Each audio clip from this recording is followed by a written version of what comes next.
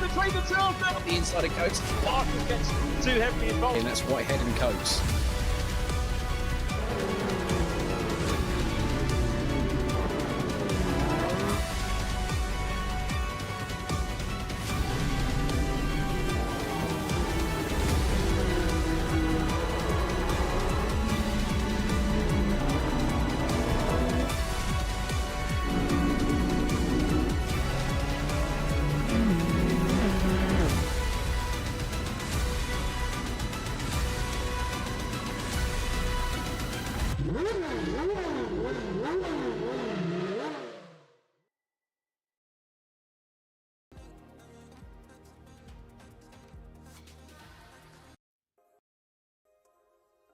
Good evening, everybody. It is Tuesday, and that means it is time for the Virtual Racing Club Mini Challenge, the official series for Mini Challenge in esports. We are on the national circuit at Silverstone today. Always one of my favourite Silverstone.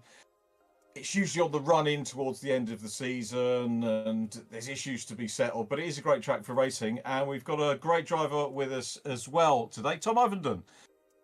Tom, great to have you with us. You looking forward to doing a bit of co-coms? I am, yeah. First time on the commentary for me. Thank you a lot for having me. It's gonna be good fun. Track I like as well. Lots of straights, so a lot of slipstreams. So hopefully there's some good racing tonight. Excellent. Well, we're very grateful that you joined us, and thanks for doing that. And we'll catch up with you in a moment or two, as you will be our virtual guide once we've done our various bits and bobs on our intros through the traditional way that we open our programs here. But once again, hosted by Steve Allen, who's our director today. So hello, Steve, and thanks very much for everything you do. This is the schedule. You'll all be very familiar with it now. We've got the penultimate round next week at Thruxton, and then a week off before we reconvene for Brands Hatch GP in the familiar way, wrapping up. The weather will be better virtually than it is in the real world at Brands Hatch in, is it October? We normally do it September, October time, when it's usually wet and horrible and cold and everything else, but much better weather virtually. That's our schedule. So we've got 2 more rounds after this, and we're just over halfway through the the real series, which gets going again at Croft at the weekend, which is very nearly at the halfway point in terms of rounds done. Championship table, Lewis Stannard is top of the stack at the moment, but only by 8 points ahead of Andy Dorman, with Harry Hickton very close to Harry Hickton, just a further 8 points down in 3rd place. So very close between those guys. Again, not too far away is Andy Carroll, who had a good week last week. Thomas Potter had a very quick qualifying. You remember, was pole last week, and bashed together a couple of decent results, particularly in race 2. James Black has got up into the top 6 after 2 race wins on the bounce. Or race 2 wins on the bounce, so he's doing well, as is Alex Solly. And we've got Lee Pearcey, Mackenzie Taylor, Paul Laring, all drivers that can challenge the front right anytime in this competition, so very close in the top 10. Henry Howarth is 11th. I understand Henry is withdrawn, which is a bit of a pity, but you can get some Henry Howarth action. Don't know whether I'm allowed to say it or not, but I think we're running our ITV on board with Henry and the sport category at the weekend, if all goes to plan. William Yap is 12th, so he'll be looking to move up ahead of Henry, as will Kenny Press in 13th from Alex Walker and Callum Einstone. Jack McCall is in 16th place. Jack having his best finish last time out after Judicial's got into the top 10 in race 2, so well done, Jack. Will Clark 17th from Chris Mackenzie, with Will Crooks 19th, Kevin Yap completing our top 20. Following those guys, we've got Murray Richardson. Monroe Renard had, I think, a bit of a frustrating week last week. We'll be looking to put that behind him today. I can't see if Monroe is on the timing screen at the moment. Having a quick flick down, we'll pack up on him a little bit later on. And Zach Hancock's hopefully will be back with us. Didn't start last week. We haven't seen Christian Gillian. He's recovering from injury. And Simon Sweetland, well, he gets his name, gets a mention to Simon. And we'll see him for real in the Coopers trophy a little bit later on in the season. That's if he doesn't manage to pop in an appearance before the end of the season, but I hope he is well and that we will get to see him. So that's our championship table. In terms of last week's event, let's have a look at the awards that went out. The first position going to Thomas Potter in terms of the scores. He was probably disappointed with race one, so he'll be pleased to have been the top scorer overall. Lewis Stannard was second in the points last week. Andy Carroll third, and as a result, Andy Carroll getting the driver of the round.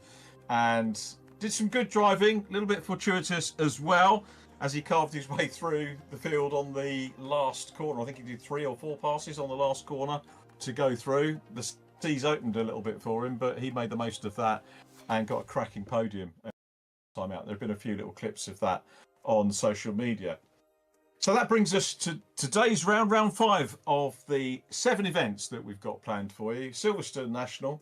It's the traditional sort of main half of the old Grand Prix circuit, and still one of my favourites on the calendar because it does produce quite a lot of good, close, fast racing and some overtaking positions as well. And we're going to see those on our hot lap, which has been prepared for us, and we'll catch you in a moment.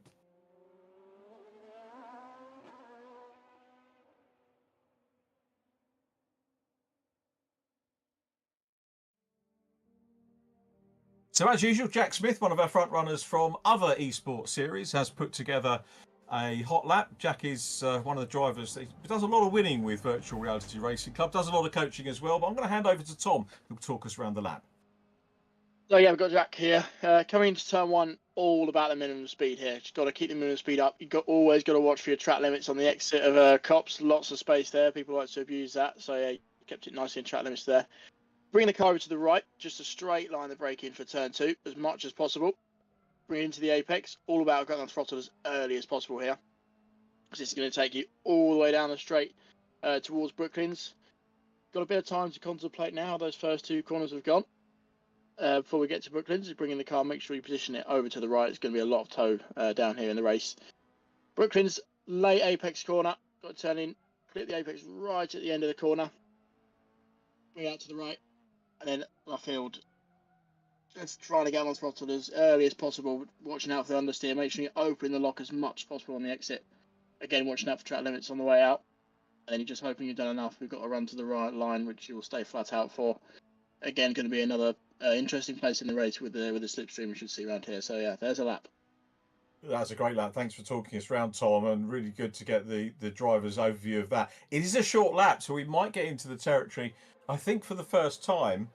Now, we've had a couple of drivers being lapped that have had problems, but we may well get a few drivers down towards the back of the field that might not upset the apple cart with the leaders, but traffic, that's what we're saying, for the faster drivers. And we're about to determine who are going to be the fastest drivers because qualifying is underway, and we've got about 11 minutes remaining of that to go. Those keen-eyed viewers will notice we've got a slightly different timing tower for you, which is nice. We can brand it a little bit more and hopefully a little bit clearer for everybody as well. So I hope you like that. Enjoy the coverage with myself and Tom. And it's Paul Laramie at the moment that has set the first fastest lap. And there is Paul in 31, one of our regular Virtual Reality Racing Club contestants. And I suppose really I'm going to start off by asking Tom, I asked you this off there, but I'll ask you on air again. All set and ready for the travels up to North Yorkshire this weekend? Yeah, definitely. It's been it feels like a little while since Oulton Park, to be honest. It has been just over a month, so yeah, definitely looking forward to get back out there. And Croft's been a track I've liked in the past, so yeah, looking fancying my chances for sure going there this weekend. That's good. Looking forward to that. There aren't really any circuits I dislike. People always say, "What's your favourite? What's your least favourite?" But sometimes the location of a track can be a bit of a pain. Oulton Park is by far and away the worst track to get to in terms of M25, M6, M40, and everything else that goes with it, and getting out of the track. But as a circuit, it's wonderful. And I love Croft because I love the people there as well. So we're looking forward to this weekend. But I also really, really love Silverstone. I used to think Silverstone was boring. And then I've got to say, it's been TV commentary that's drawn me into Silverstone as a circuit, because I think as a TV commentator, you're much more focused on the racing, and I've really appreciated how good Silverstone has been. Having said that, given it the big build-up, it's probably not going to be very good this evening, but we'll wait and see that. What would be your strategy? Have you done any esports? I can't remember, Tom. I've done a little bit. Round here, you're right. There's only 4 corners, so I tend to find driving this track actually quite stressful, because you know that because you haven't got a lot of corners to make up time, so everyone has got to be perfect. Right. Yeah. So qualifying here is going to be super tight. But also, I've had some mental races in real life here in the past. 2021 Cooper, the last round, I think we were 3 wide towards the line here, because the pack tends to stay so really close around the circuit because of the long straights and the slipstream. So we're going to see how that plays out tonight, definitely. Oh, that's good. I just had a note through from the Mehron Motorsport team saying that Lewis Stannard is their guy. He's the Mehron Motorsport guy. So brilliant for him and them. Really good guys. Don't do it this evening, but they've got a new podcast out, and they do some great podcasts. And I was privileged enough to be asked to go on that earlier on in the season. So make sure you have a look at Mehron Motorsport stuff. Yeah, interesting point. So the other question I was going to ask, there is Lewis Stannard, championship leader as well. What's it like watching guys that you are actually going to be on the grid with for real at the weekend? What's it like watching them on the stream? Yeah, it's interesting. Obviously, I've got a little bit of an idea of how these guys race, especially Alex, Harry, and James. I've raced them for a number of years now, so it's going to be interesting to see how they get on tonight. And I've watched a little bit leading up to this round as well, and it's been interesting. So yeah, no, I'm looking forward to it for sure. That's good. Paul Laramie's still on pole. Lewis Stannard is next up. We've got 8 minutes to go. We generally expect Lewis to be up there. Alex Solly as well in 3rd. Andy Dorman 4th from James Black. Thomas Potter down in 6th at the moment. Thomas will be keen to emulate his pole from last week again. It was his home track last week, though. He's done some real laps around Croft, so that would have helped a little bit.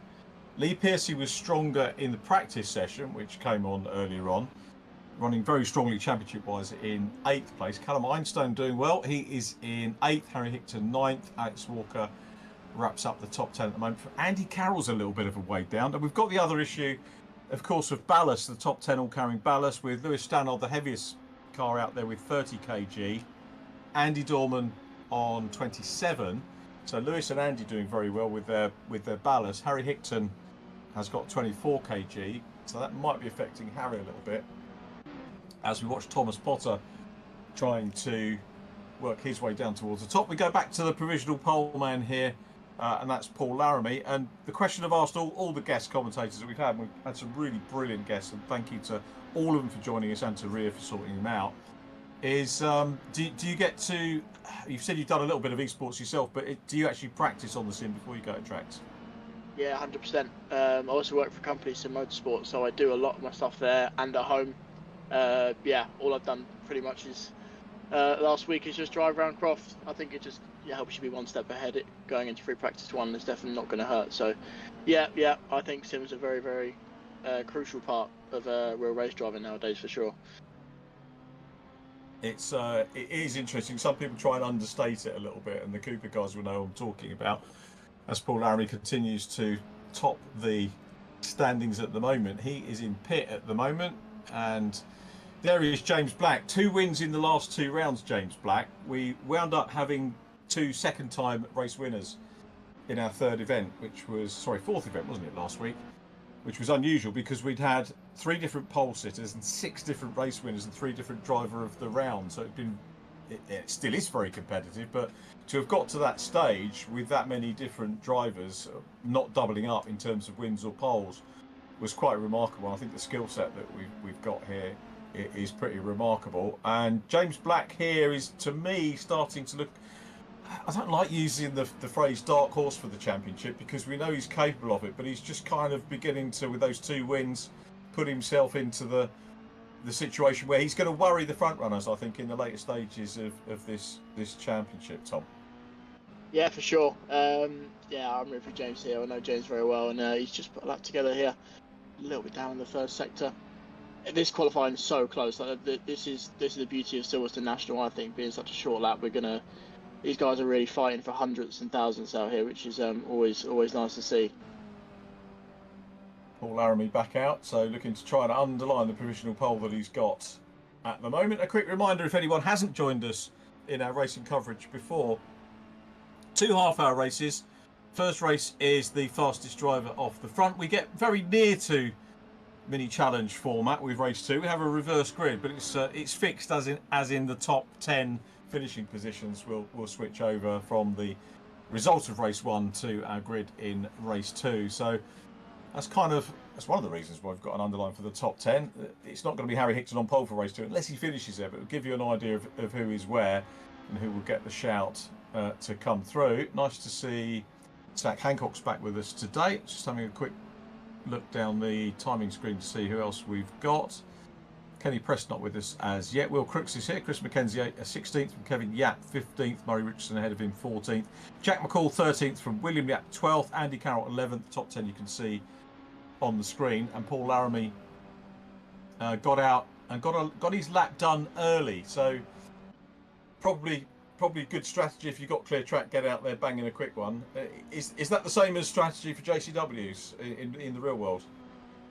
It can be, especially when the track gets really rubbing in. It can start to get a little bit greasy. So we have seen, especially at Donington at the start of the season, where we all did our fast laps in our first runs, and then no one improved for the rest of the go. We just had a really fast first sector from James Black here. So let's see if we can.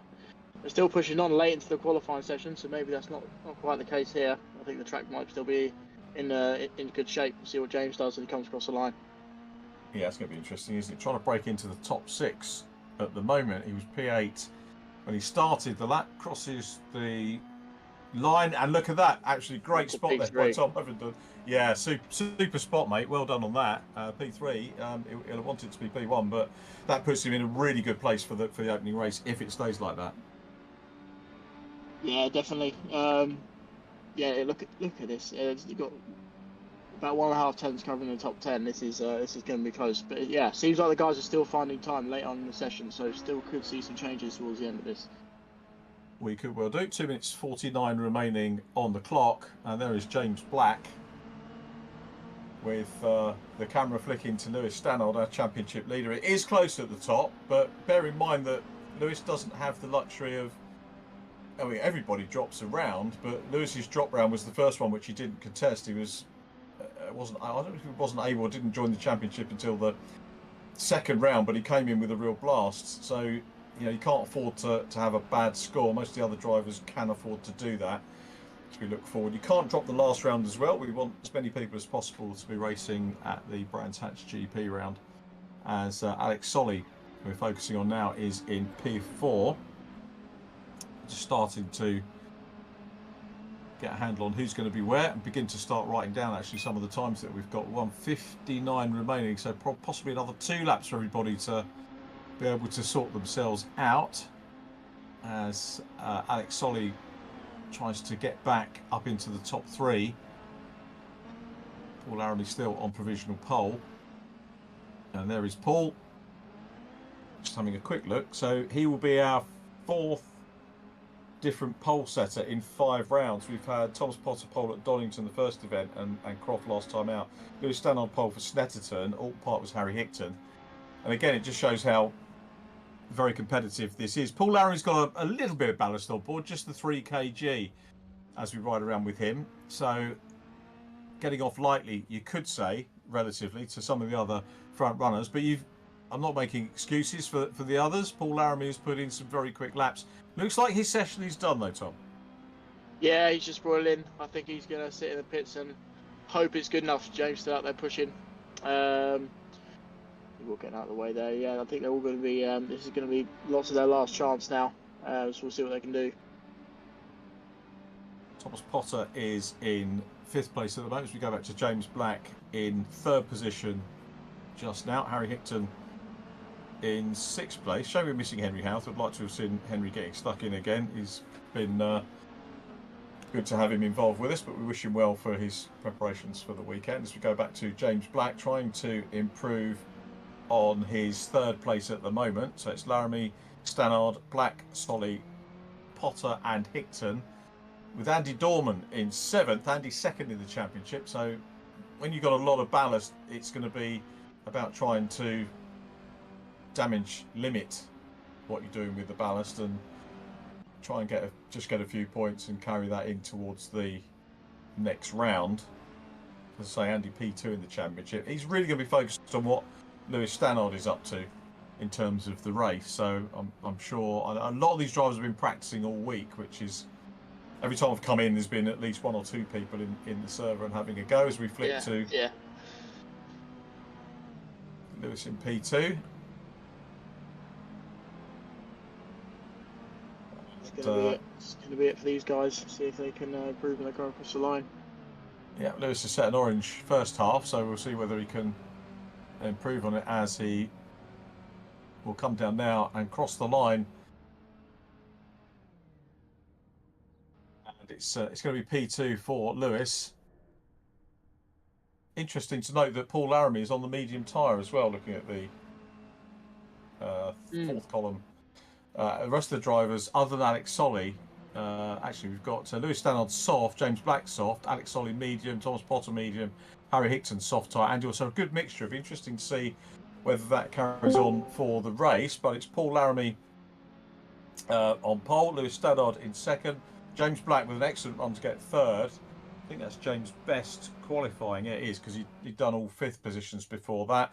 4th position is Alex Solly, 5th Thomas Potter, 6th position Harry Hickton from Andy Dorman, Lee Piercy 8th from Alex Walker and Andy Carroll, Callum Einstein 11th from Murray Richardson, then Will Yap, Jack McCall 14th from Kevin Yap and Chris McKenzie, Will Crooks 17th from Zach Hancock. So hopefully Kenny Press will join us a little bit later on as Harry Hickton continues his way round, and we'll line up on the outside of the 3rd row of the grid.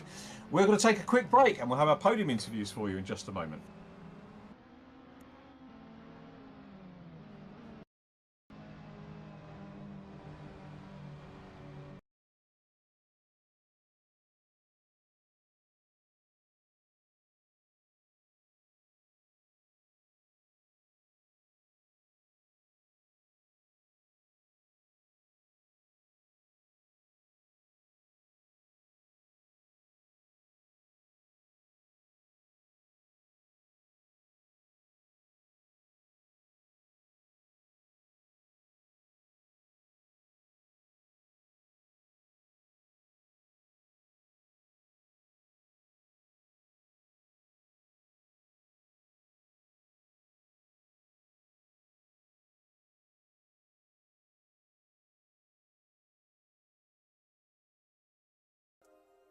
So welcome to our qualifying podium, and welcome and congratulations, James Black, 3rd position.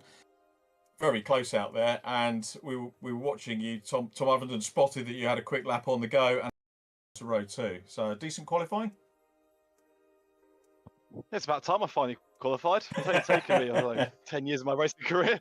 Yeah, no, mega lap. I think Sector 1 was our stronger point. Sector 2 was a little bit tricky. I mean, Silverstone's always going to be super tight. I mean, I think I'm like 12 thousandths off pole and I'm starting 3rd. I think I was like a 10th off at one point. I was 8th. So I think the race is going to be super close. Hopefully everyone keeps it nice and clean and fair. But yeah, no, I'm really excited. Thanks for Tom for always keeping an eye on me. That's very nice of him. That's right, mate, no worries. Yeah. That's really good. Is it nice to break the jinx of 3 5th place qualifyings? It is, and well, hopefully I break the jinx of actually doing well in race 1, because my race 1s on this has been absolutely horrendous. So if we can get a good race 1, then race 2 has always gone well in this, so it should be a walk in the park, hopefully. Yeah, it could be 2 wins on the bounce. We'll see how it pans out. How's your week been anyway? It's been very busy. I've been was with doing some Formula E hot laps on the Sunday, and been at Mercedes-Benz World and Brands coaching the last couple of days, and off at Donington tomorrow. So yeah, it's life for coaches here, there, everywhere at the moment, Richard. So anybody watching it that wants, and we obviously talk to a lot of people that do coaching, but people could do a lot worse, couldn't they, than get in touch with yourself and book their articles or a bit of coaching with you? Getting quick. My calendar's really busy, but yeah, no, they could. I'm sure they can. I could teach them a thing or two, definitely. Excellent, James. Well done on P3, and we'll catch up with you hopefully after race 1. See if we can get a race 1 podium out of you. Yes, no, fingers crossed. Hopefully chat to you guys soon. Hopefully, well done. James Black, who takes 3rd position on the grid for this one. 2nd position, very small margins, I've got to say, and a great performance with our championship leader, who has the most ballast. Danod, how tricky was that out there with the ballast? Yeah, that was quite tricky, to be fair. I wasn't expecting Paul to be on pole, to be honest. Looking at the midweek testing, I didn't see his name, and he's literally just come out of nowhere. But I've beaten the 2 people behind me, which is all I really need. So yeah, that was hard, but it's good. Yeah, I mean, I'll be honest, in terms of Virtual Reality Racing Club, you can never discount Paul Laramie, and a very quick peddler in whatever we put him in, front wheel drive, rear wheel drive. And I did make the point, he's got less ballast, but he's still there. I asked a similar question of James. What's your week been like? What have you been up to over the last 7 days since we've spoken? Yeah, I've been out with my friends. We went to Chessington, Fort Park. So yeah, not really busy. I've just been going out with him, really. So other than that, just on this as much as I can, trying to find every little bit, because as it says on the timing, literally half a tenth would be the difference between, I don't know, 6th and pole. It's mental. It is very close. And going back to your trips out, it sounds like exactly the sort of thing you should be doing. Young people should be doing in the summer holidays, getting out to some of those parks and getting on some of the rides and just having a good time. So well done for that. When's your next real racing outing? Well, I don't think we've properly announced it yet, but I've left the JFCC. I won't say why, but we're leaving. We're looking for next year. We've literally just signed with Meron Motorsport Management. We did give him a shout a minute ago. Yeah, so we've done the deal with him to try and get the budget for next year. We're looking for, well, ideally, if we can get the money, JCW would be the #1 aim, which would be absolutely brilliant. If not, because obviously money's not very high at the moment in motorsport. If we can't do that, then Coopers is definitely a good shout to do. But yeah, hopefully, fingers crossed, if we can get the budget, JCW would be the one for next year. We'd definitely love to see you in, on the Toka package next year. I'm looking forward to doing it. We've got some of us at ITV have got 2-year contracts, so we know that we're going to be on next year. So it'll be great to see you and the Meron guys involved in that next year, and wish you all the very best in getting finances sorted out. And they're great people. They'll look after you and help you as much as possible with Tommy and the team. And I'm not just saying that because they invited me on their podcast, but it was very clear from when they set up their visibility and their vision about what they were doing. Didn't talk too much about qualifying, Lewis, and I've got to move on and chat to our pole man, Paul Laramie. I'll say well done, and hopefully we'll catch up with you a little bit later on. Lewis Stannard in P2. Thank you. Thank you, Lewis. And well done to Paul Laramie. 4th different pole setter of the campaign. That went rather well. Went very well. But I do have to give a shout out to Lee Piercy, who did share me a setup. With Nice. about half an hour to go. That found me the extra couple of tenths. I was down to kind of a 103.6, but that last setup's helped a little bit. And I'm not carrying the ballast these other guys are carrying, which definitely helps. Yeah, really. That's good. I mean, by far and away, the best qualifying for you. I mean, best qualifying in this series was a brace of 11th, so it's put you up leaps and bounds. Best result so far, 6, which was at Oulton Park. I've only nearly said Cadwell because my O's look like a C. I abbreviated to OP or CP, but it was Oulton Park. So great to see you up here. Are you in the touring car series as well that we do on Wednesday nights? No, I'm hoping I might get a couple of rounds in at the end. But just so busy doing other things that trying to do 2 nights on the sim is quite difficult. So Yeah, it can eat into the time quite a lot, can't it? yeah, trying to get the practice as well between the 2 cars and switching front wheel to rear wheel drive. It wasn't that long ago we were doing F4s, and that's a very different car to the Mini. Yeah, and you did well in that, which was Yeah, good. it's good fun. You've got some different drivers around you here. I mean, just looking back, so we've got Paul Laramie on pole, who everybody in VRRC knows very well. And then we've got non-VRRC people, Lewis Stannard, James Black, Alex Solly behind you before we get to Thomas Potter. Then we've got Harry Hickton, and then Andy Dorman and Lee Piercy. So all of these people that you're not actually used to racing with regularly, how does that affect you? I think it's just get your head down and get on with it and see if you can get a clean start, clean first lap, and go from there. Really. Well, it's great to catch each other. Nice one, Paul. Well, great. Congratulations on pole. Magnificent job, and good luck for the race. We'll catch up with you later on. Sure. So that was, cheers, Paul. Bye for now. Hopefully it is just bye for now. We'll catch up with Paul Laramie a little bit later on. But it sets us up with a lovely Tom Ovenden with a mixture of the real worlds and the VRRC. Exactly what we from our champion. Were you not tempted to race yourself in this, or is time a bit of an issue? Yeah, I was. Yeah, time is an issue. I was tempted to race myself, and then I got asked to commentate, and I thought, actually, yeah, that would be really fun. So I'm actually doing that instead. So yeah, no, it's all good. I think, yeah, Paul's done a great job there. I think he's going to see how that one goes. I think it is going to be hard to pull away with a circuit like this with the straights, but we'll have to see how he gets on, and this should be a close race. It should be. We've got our traditional camera view looking along the National Straight, as it's known, slightly different angle to what we get on our club racing coverage, to be perfectly honest. But looking down into Copse Corner, which is turn 1, where, as Tom said on his flying lap with us, our onboard lap, that you can very often get caught out here with track limits because there is a fair amount of space there. Silverstone racing was, as I said, it's a great track. I took a day out to go and watch racing as a spectator earlier on in the season and absolutely loved it. It's just such a mega place to walk around, a bit like Oulton Park, that you can get around the track and see lots of different angles. Brands Hatch is similar. You can walk around there as well. I'll come back to that point in a minute because our light sequence is underway and about to go out with Paul Laramie and Lewis Stannard on the front row of the grid. Laramie is the front row car on the right of screen, gets away well, and is going to grab the line as they go into Copse with Lewis Stannard, a new Merrill Motorsport driver. That's great to hear. Good luck to him. With James Black in 3rd place.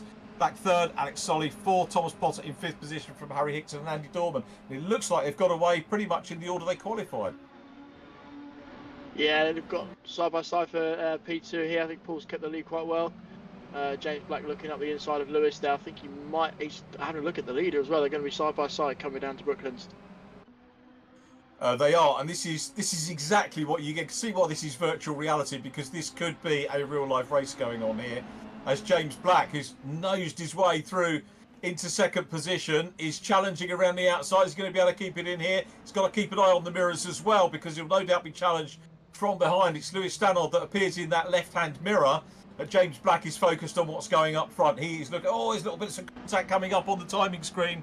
Well, there's definitely a little bit of rubbing going on. I don't think anything malicious at this stage as the two leaders start to try and break away. We've seen in other races the opportunity for drivers to maybe work with each other, break the toe, get away, and then maybe sort it out for themselves a little bit later on. I'm just wondering what the... Actually, I was going to say, I'm wondering what the tactics are going to be here from James Black, but it's to go for the lead. Yeah, I was just saying maybe James pulled straight out of the toe and was looking for a move. Got very close in Luffield on that last lap with Lewis Stannard and Alex Solly there, but they seem to all save it, so all is well. James still looking for the lead, fighting for this. He is. So James Black 6th in the championship, Paul Laramie in 10th. That gives you a little bit of indication as well on the ballast. Ballast or not, Paul Laramie really has done a great qualifying position here, and looking down the inside there was James Black, hard on the brakes. He's doing the most difficult job in racing, to my mind, Tom. Attacking whilst also, I won't say defending, he's attacking, but having to keep his eye on what's going on behind as well. Yeah, for sure. There's a lot going on for James right now. You're always trying to look for opportunities as much as possible to get into the lead, but also keep an eye on Lewis Stannard behind for sure, because he's been very quick. And if he puts his car in the wrong place, he could be through. He's got a really good run out of Copse here. Might look to the inside. He's doing exactly that. Lewis Stannard's going to try and follow through as well. So James Black challenging for the lead. Has he got it? They're still side by side as we go to curb cam, and now he has got it because he's on the inside run here as they come out of Beckett's and head down the straight again. And he's got the line this time as they head down into the left-hander at Brooklands. Paul Laramie's going to try and swing it round the outside. Lewis Stannard still in 3rd. Alex Solly is still in 4th place. Lee Piercy next up, now ahead of Thomas. Lee Piercy's made great progress. There's contact between the two. Oh, call that one, Tom. Yeah, it looked like Jay's got a little bit of understeer mid-corner, but they've done very well to sort themselves out and not cause any crashes there. James is now, this is what I was talking about when you start attacking for the lead, you bring the pack behind into you, and now he's got to try and defend from 2nd place. He has. So Lewis Stannard is, again, this Lewis is almost, this is trademark Lewis, this is. I'm not saying, he does attack, he does have a go, but very often, when he's in a pack, he's got this 6th sense that he knows when something might go wrong and then nips through, and you kind of need that as a driver. We're on board with Alex Solly at the moment, back in 4th place. Lee Piercy behind him, and you can see Paul Laramie and Lewis Stannard very much hard at it for P2 here as they come out of Beckett's onto the straight again. It's a job to know where to look at the moment, but James Black's in a decent place away and down the road, so he'll try and capitalise on this and get away. Laramie goes right, then goes left, teeing up the inside. Is there going to be room for a squeeze down the inside? Oh, no! Contact there. I was just say this is exactly what someone like James Black would want at the moment, and we've got chaos in the middle of the last sector here. Yeah, Lee Piercy was running so well and just got caught out there. I was beginning to think that the officials might have a quieter morning tomorrow. Luke Caudle and Rich Hayden who look after it, but you can forget that. I know the riot act was read at the drivers' briefing today after quite a lengthy set of judicials last week, but let's take nothing away from James Black, who's got into the lead early doors and getting away. Lewis Stannard's still there in P2 from Alex Solly.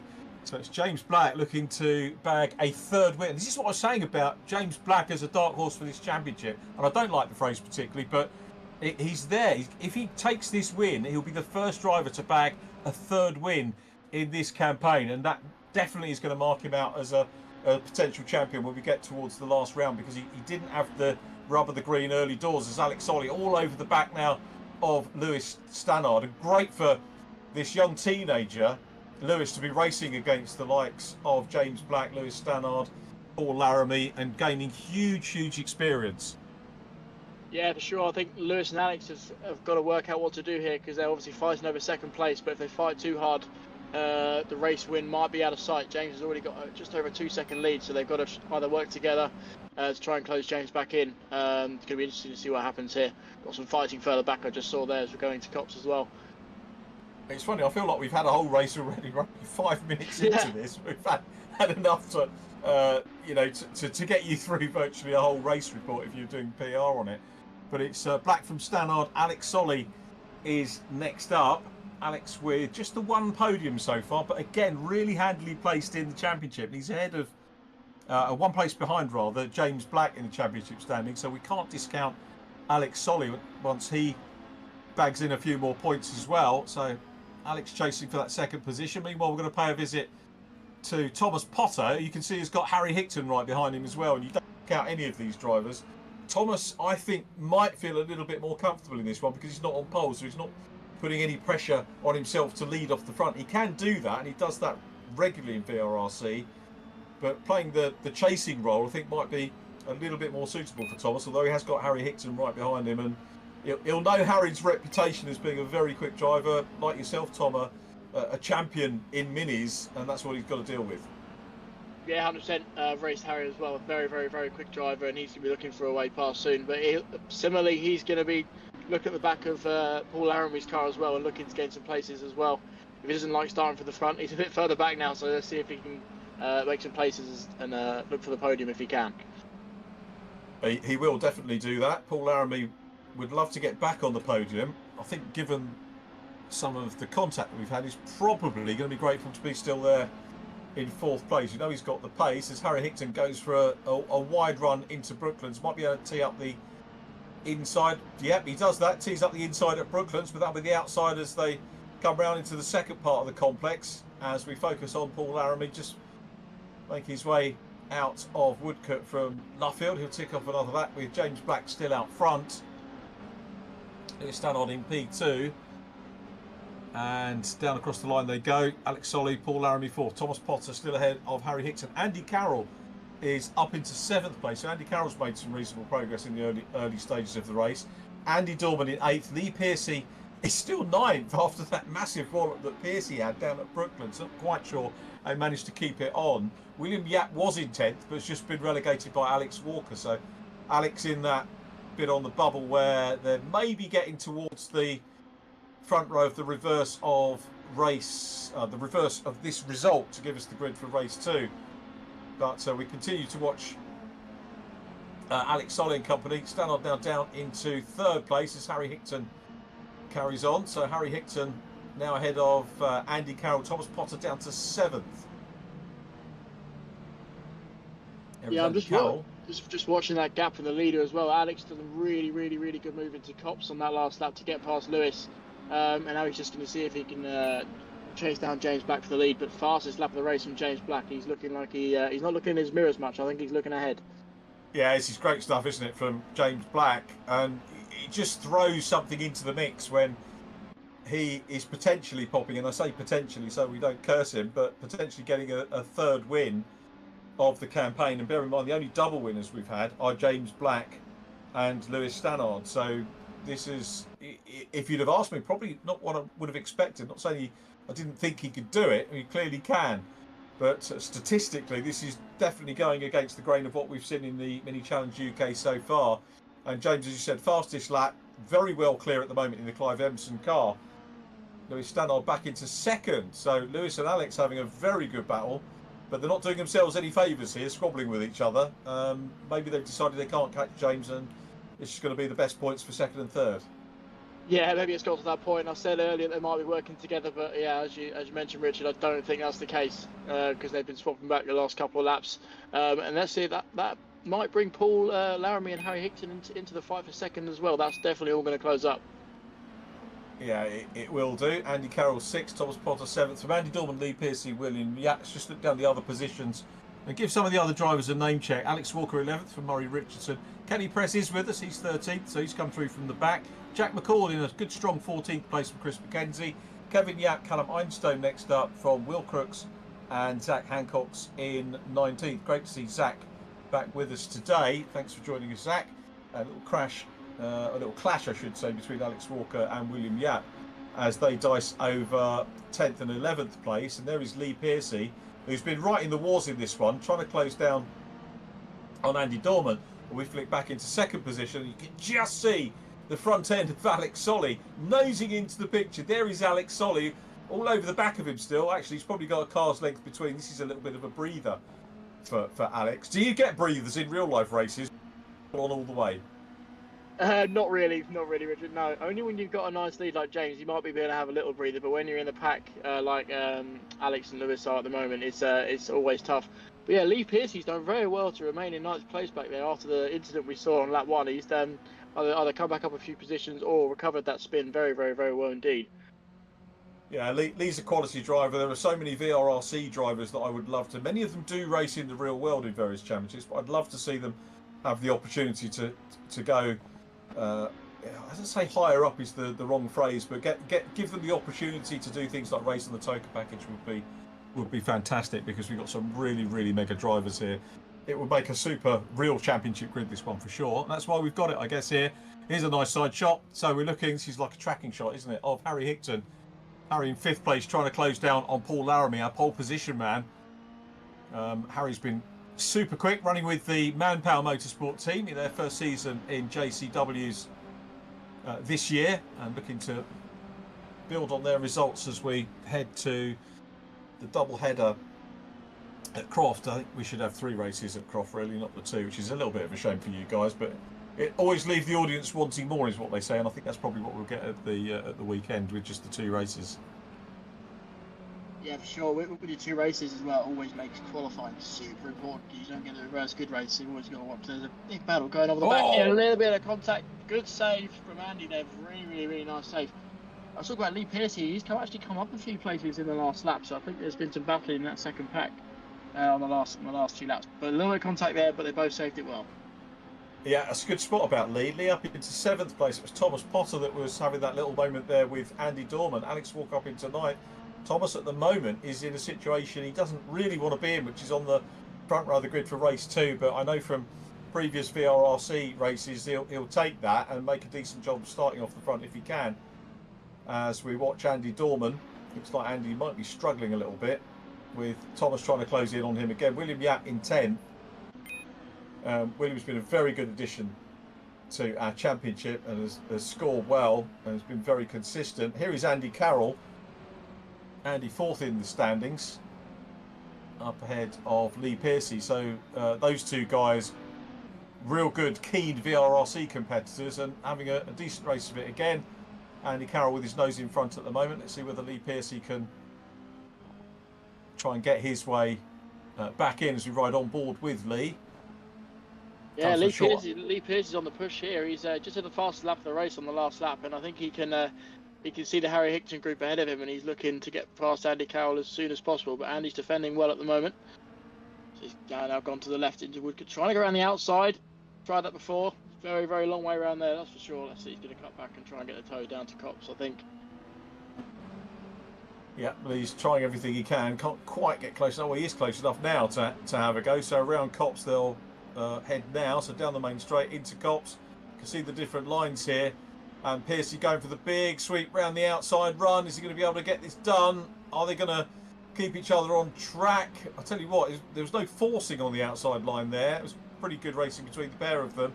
So Andy Carroll giving a little bit of room, but not overly too much as Lee Piercy goes through Maggots, down into Beckett's they go. Piercy still on the outside trying to hang on there to give him the run down the straight. What he's looking for here is the inside line for Brooklands, I'm guessing. I think he's probably done it.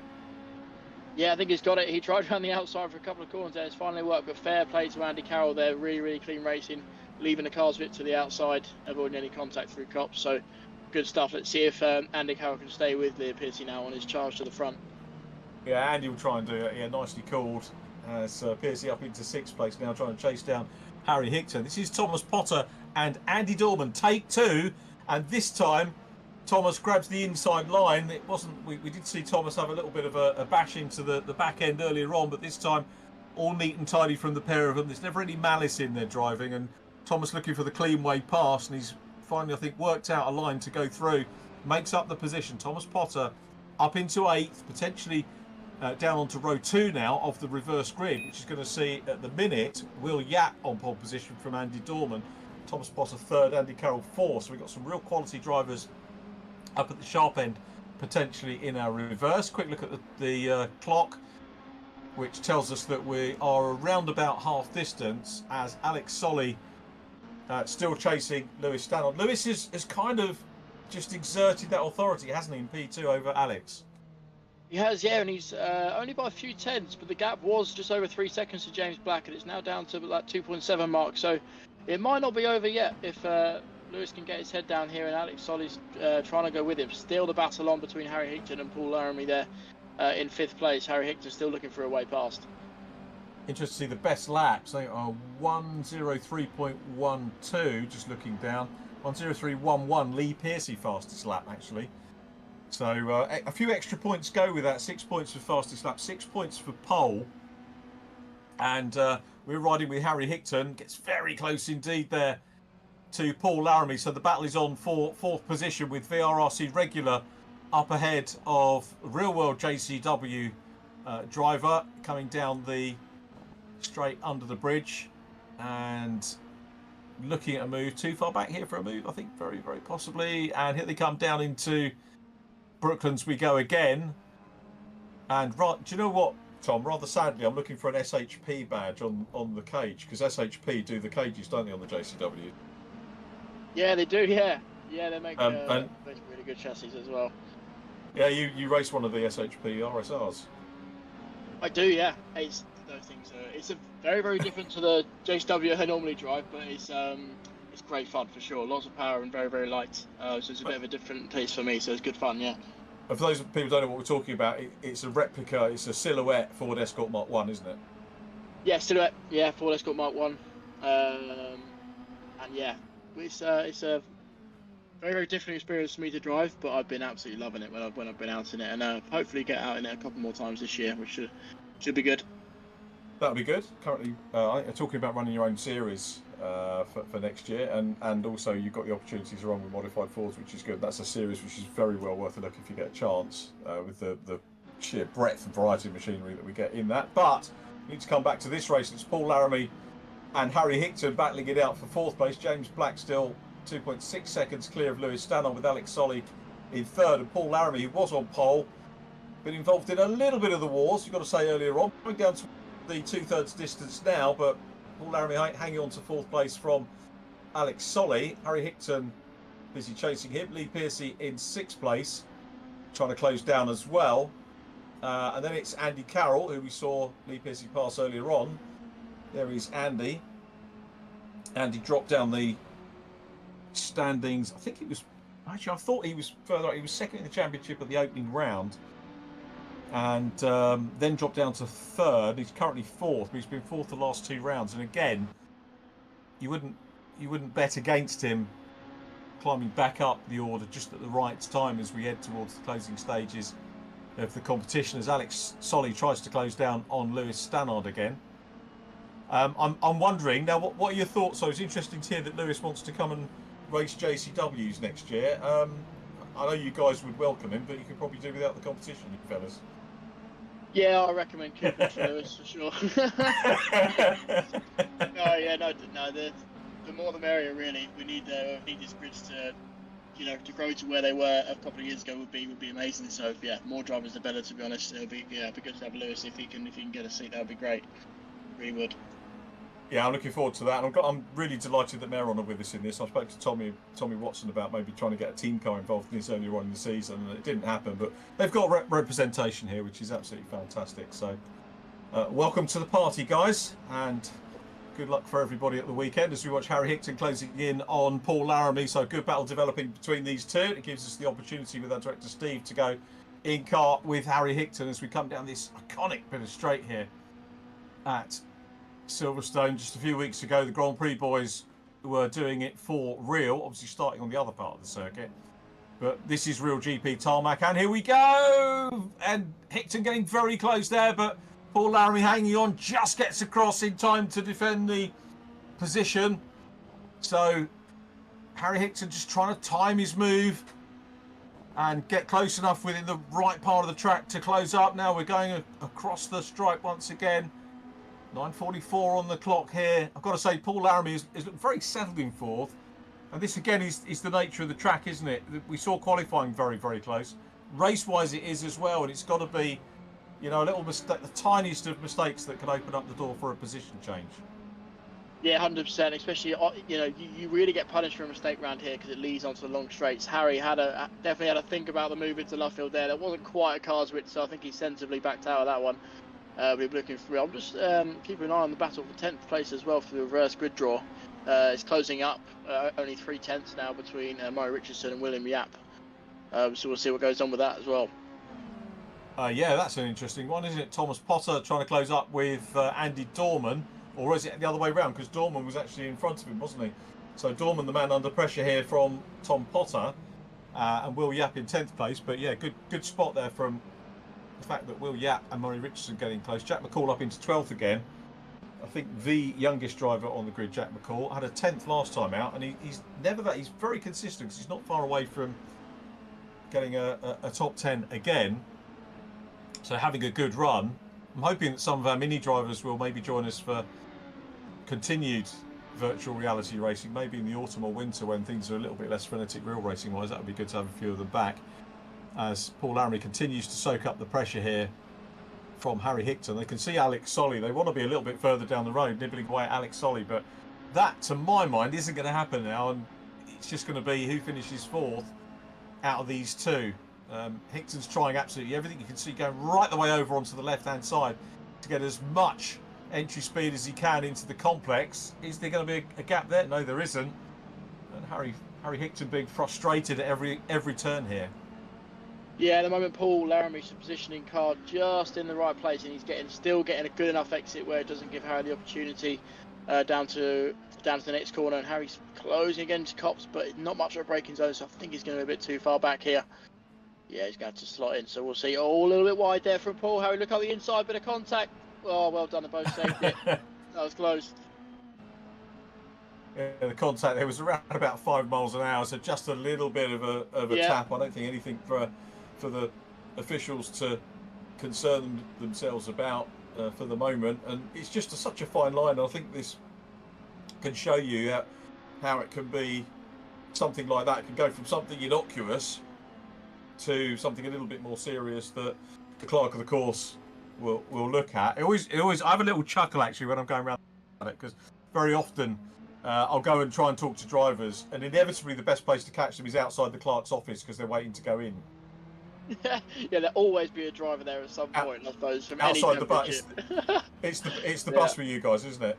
Yeah, the bus. Yeah, the mini challenge bus. If you get called there, it's never usually for a good reason. So yeah, no, you always find at least one driver stood out there for sure. Most drivers are great. They usually give you a word or chat. Some people maybe get a little bit stressed with it, and that's understandable. And if a driver tells me so, I will back off. I'm not the sort of commentator or reporter that will force the issue, but I will encourage drivers to talk to me if it's possible. But I haven't seen any bad ones or had any bad ones in the mini paddock, and the mini paddock is a great place. I picked up the hospitality last week, and I meant that. It's a really good place to go. You guys give talks, don't you, during the lunch breaks as well? Yeah, we do. Yeah, I've done a lot of talks. They're usually 2 or 3 drivers each round, so we get a perspective of the whole grid. And Harry's trying to go on the outside. I think he might have completed this one. As he held it there, he's got the inside for Luffield. Laramie gives him the space. I think he might have finally done this, Richard. Yeah, that was well read, wasn't it, by Paul Laramie as well. We've got to say kudos to Harry Hickton for going to Paul Laramie for reading that well. Super move by Hickton. Great bit of driving from Laramie. He's down to 5th, but he's got the opportunity to come back, and you can see him tracking the pink and blue car. Now goes to the outside run, and this is what Paul Laramie is all about. He might have been down on one corner, but he'll have another go on the next one. And doesn't quite get the room there, so Harry is quite right. He's within his rights to do that, taking the line as they go through cops and defending. And that's the key there. If we thought Harry Hickton was going to start to pull away, well, he may do, but not through the first couple of corners of his lead, we can call it, for 4th place. Yeah, he had to go slightly defensive into cops there just to make sure he protected his position. I don't know if Alex Solly's quite given up on Lewis Stannard here either. Got it back to about half a second, so let's see what he can do. Only about 4 minutes to go now, so a few more laps. Yeah, it's still close, isn't it? We've got lots of little pairs of battles going on. James Black still comfortable out front. We haven't seen a great deal of James Black and the Clive Empson logo, which I know drivers, when they disappear off into the distance, so we didn't give him any coverage. Well, we did on the opening lap, and we will on the last lap, but in between, that's one of the things you kind of got to bear in mind for sponsors. I guess the key thing is to go and win, isn't it? And then name check everybody and get the part Ferme shots. Yeah, James won't mind too much as long as he wins. So I'm not sure he'll be too bothered. But he made some really, really good moves on the first 2 laps and has been in control of the race ever since. It's just over 4 minutes to go, so not much longer left in this race now. No, there isn't. And for Lewis Stannard, again, with I'm harping on about the ballast, but he's got the most ballast in the race, and he's still in P2. He's only 2.7-ish seconds down. He's ahead of Alex Solly. So these are really good points for Lewis Stannard here again, and he just keeps banging in those results. He hasn't finished outside. His worst result was 8th place at Croft, and I think he may have had a little bit of bad luck contact-wise on that one. But other than that, Lewis has had 1st, 2nd, 7th, 1st, and 8th. So remarkably consistent. And again, it's really, really good points for him in this. Great driving, good mature driving from the youngster. I can't wait for him to make his senior debut. Yeah, for sure. Lewis Stannard, this is what winning a championship takes. When you've got the ballast, you just have to make the best of the situation, and he's definitely doing that in this race. I think he'll definitely take a 2nd place if he can hold Alex Solly off, who's just fallen off the back of him maybe a slight mistake. So I think he's looking fairly comfortable in P2 there at the moment. Yep, he's doing a super job, as you say, as is Alex Solly in 3rd, so we could have another podium for Alex Solly, a 2nd podium on the bounce, because he had one in race 1 of our Croft encounter, as well as Andy Carroll tries to chase down Lee Piercy. So again, 2 really good VRRC drivers battling it out for 6th and 7th place, as we watch Andy Carroll coming down past the BRDC. Look at that, even got the BRDC logo on the lettering on the stand there, as Andy in 7th place at the moment. Andy Dorman and Thomas Potter down behind him, but Will Yatt now in 11th place. Trying to work out who's coming to the top 10 at the expense of William Yatt, but is that Andy Dorman? Was Andy out of it? Could well have been. 2:19 on the clock, last couple of laps.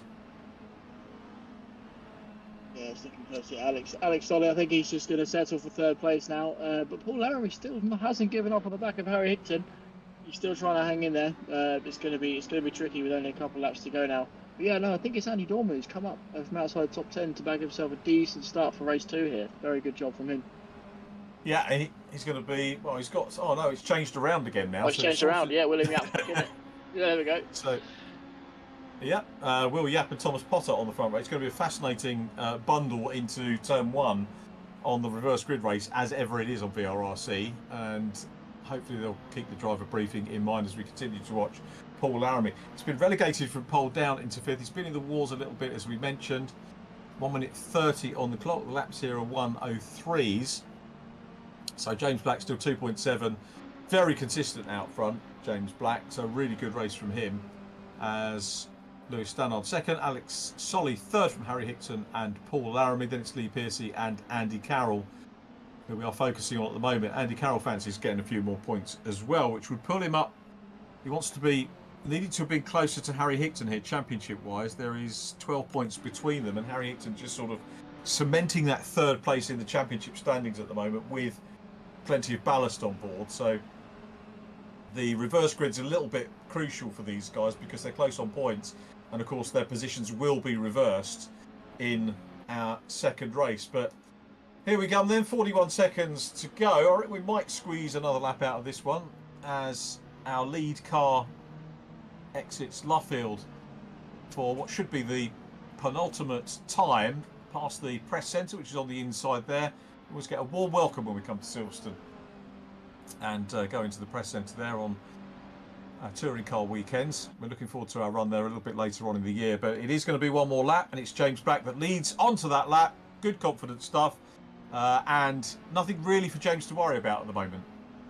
No, I think James got this in the bag. He's done a great job in those first 2 or 3 laps to get the moves done he needed to, and he's controlled the race since. So he'll be buzzing with this one. He's just got Brooklands and Luffield to navigate and to bring this one home. But it's been a very good race from everyone. Really, really, really nice and nice racing. Lots of respect shown. So good stuff.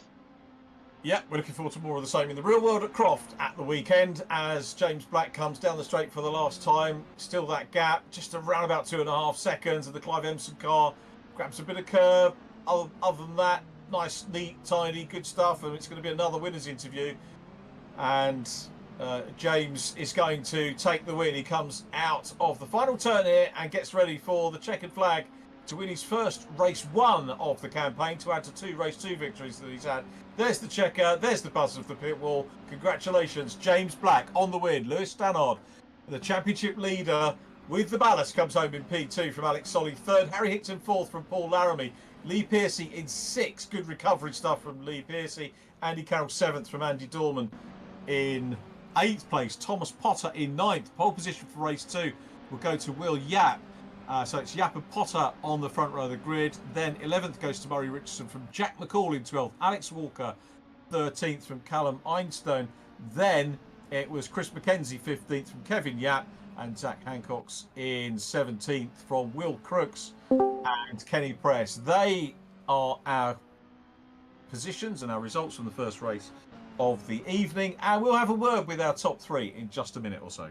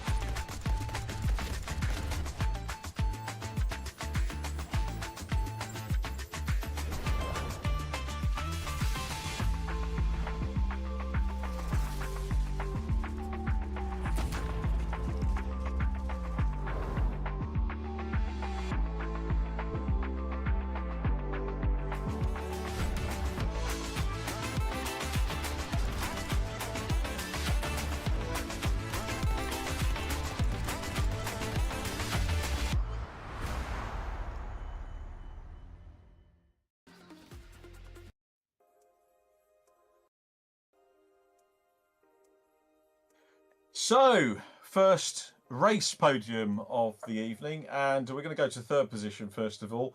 And a second race podium of the campaign for Alex Solly. It's a little bit of deja vu, Alex, because we viewed you at Oulton Park last time out with a third and another third. So well done on getting to the podium. And I'm guessing hard work getting past pole man Paul Laramie.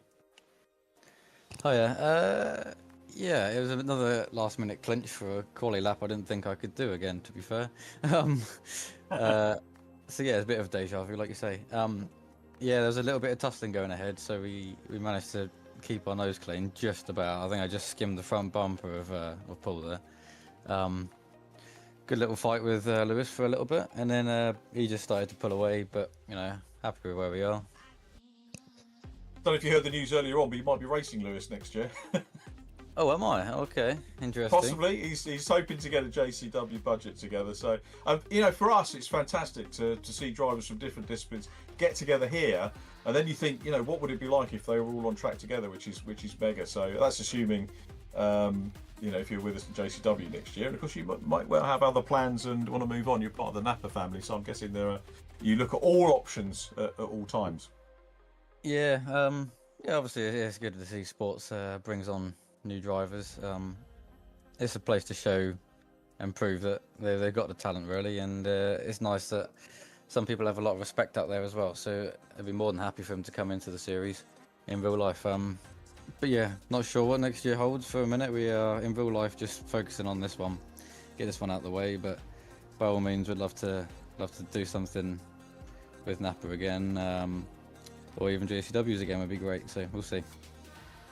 It's a great championship. I've absolutely been thrilled to have been working on it for the last couple of years. But, you know, and getting the real world drivers in as well is great to watch.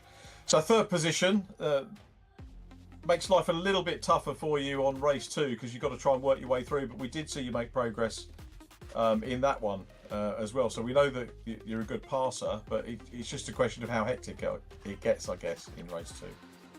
Yeah, I mean, we go back to Croft, and the second race worked in our favour, to be fair, for a minute. And it was just some hard battling in the end.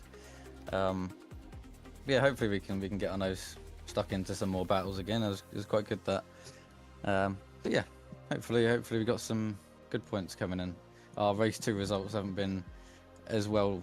They haven't been as lucky in this series, so hopefully we can change that. That's good. And how are your preparations going for Croft? Is that a circuit you look forward to for the real world rounds this weekend? Yes, yeah, very very excited for that. Get back in the seat again. There's been a lot less practice on this for this weekend on this esports really, so I'm trying to keep my focus for the real weekend. So it's paid off quite nicely to see the paces there with that many laps really. But yeah, ideally focusing on this weekend to come. Okay, we're looking forward to it, and hopefully, I'm looking forward to having a chat with you in race 2. But well done on P3, Alex Solly, and good luck for race 2. Cool, thank you. So move on to our second place interview with Lewis Stannard. And Lewis, we were making the point, Tom Ovenden and myself, in that race that we know you'd love the win, but actually the championship-wise, P2 with maximum ballast is probably as good as a win points-wise, isn't it? Yeah, 100%. It's very important to get in front of, you know, the people like Andy and Harry and other Andy. They're all insanely quick, and I'm sure for the last round at Brands, is it at Brands? I don't know where it is, but for the last round, it is at Brands, yeah. Yeah, I can almost guarantee it will be like the difference will be 10 points or something like that. It will be really tight, so it's a really good result. You know, of course I'd love to win, but you know, you can only take what you can get, and I'm really happy with it. You've done really well. And the other thing is that this championship continues to surprise me because you were the first driver to bag a second win in the campaign, and then James Black matched you, and now he's gone one ahead. So James has really put himself, you know, in terms of the he's climbing up there, isn't he? 6th in the championship, so he's got half the balance you've got.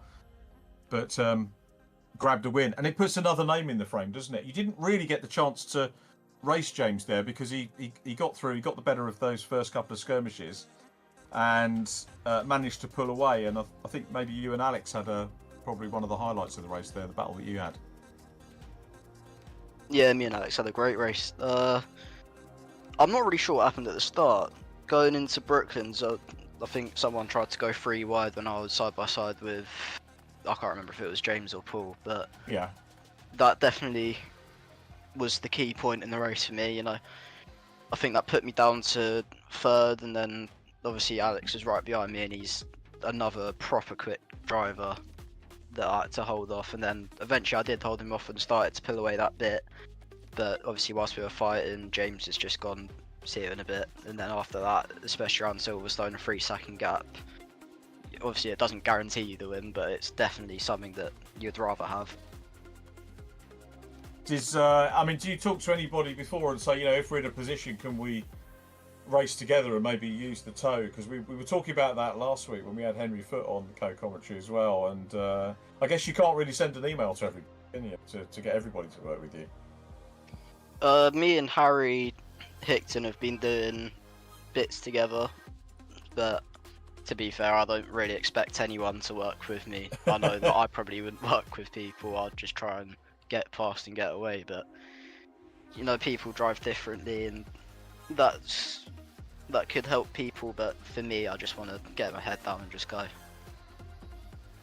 Sounds like a good plan. And again, I don't want to jinx things, but I was saying how well you tend to read situations, and when there's a battle going on ahead, I think you've almost got a sixth sense about, you kind of know what might happen, and we've seen on a couple of occasions that, you know, you've come through and just seem to read what's going to happen quite well and make your way through. Is that a conscious thing for you?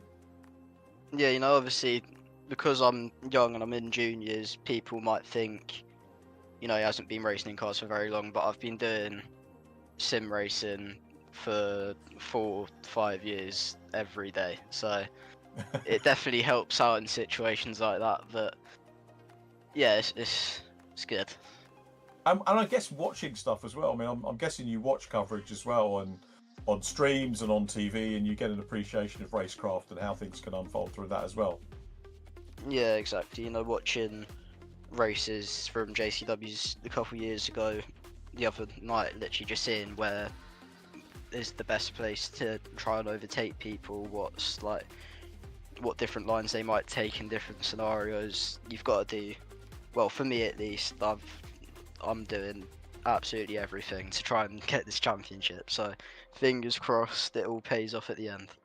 One of the things you need to do is go and get ready for the next race, so we'll let you get away. I'll say well done, Lewis, stand on another fine P2. Well done, and we'll speak to you a bit later on. Thank you. Thanks, Lewis. And James Black, who takes the win. Well done. Finally get that race 1 win. Very controlled. The gap never came down once you'd got out front. That was a super drive. Well done. Yeah, thank you very much, Richard. I think it just got into rhythm and just cracked on. Really, it's the first time I always found Silverstone to be a bit of a bogey track, and about that 4 or 5, it sort of just settled in and we just kept pounding. And then I think like I was always within 3/10 of my best lap, just kept plugging away. And Lewis and Alex were gaining a little bit, and I gained a bit, and it's sort of to and fro, very similar to a lot of the races we've had this season. But you know, really positive race 1. Hopefully, I haven't jinxed it, and race 2 goes really well as well. Yeah, we'll see what happens with the traffic. But is it easier being a chaser or being easier having a 2.5 second gap at the front? What's more difficult? Depends what position you're in. I think if I've got the 2.5 second gap, I'm like, yes, that should be me. I think it depends, because when you're in the lead, you haven't got really someone to benchmark. We're lucky in the sim, I've got like timings galore on all my screens, so I can see what times Lewis is doing, what sectors he's doing, stuff like that, so I can compare myself over a lap, which in real life you can't really do. So yeah, I was quite happy sitting in front and just plugging away for the extra 25 minutes. It was bloody hot in my room now, but yeah, it was really good. Have you got refreshment between races? I haven't, and that's very poor of me. We're going green shortly. I should have grabbed a bit of water, but it'll make me drive quicker. Hopefully, I can just crack on. Hopefully there's someone indoors that can refuel you. We'll let you get away and say well done, James Black, on winning. First driver to win 3 races in this campaign as well. Well done, mate. Oh, James. Thank you, Richard. Thank you, Tom. Hopefully my dad's on his way with a bottle of water quickly. So there's James Black and sort of writing the history books of this one. We're coming on to race 2, and it's been reversed, Tom. So we've got Will Yap and Thomas Potter. We didn't see much of Will. You were keeping an eye on him during that race, so he could be quite handy there from that pole position with Thomas Potter alongside him. This one's going to be another interesting race, I think.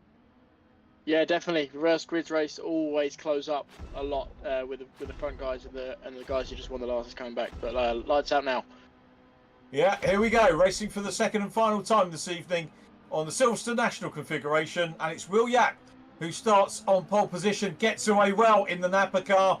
Super start from him. Thomas Potter will slot into second place. Andy Dorman is third. We've already got a little bit of contact as they go into turn one, but it's Yap from Potter and Dorman. Andy Carroll in fourth place from Lee Pearcey, who could be one to watch here. Pearcey sticks his nose in front momentarily of Andy Carroll, but loses out. He's got Harry Hickton right behind him as well. As Paul Laramie's not going to be in the frame for this one, as maybe he's forced wide. Certainly has a, well, he will have been forced, done it on his own. Paul Laramie, for sure, the pole position man, drops down to 11th. He's only actually lost one place on his start.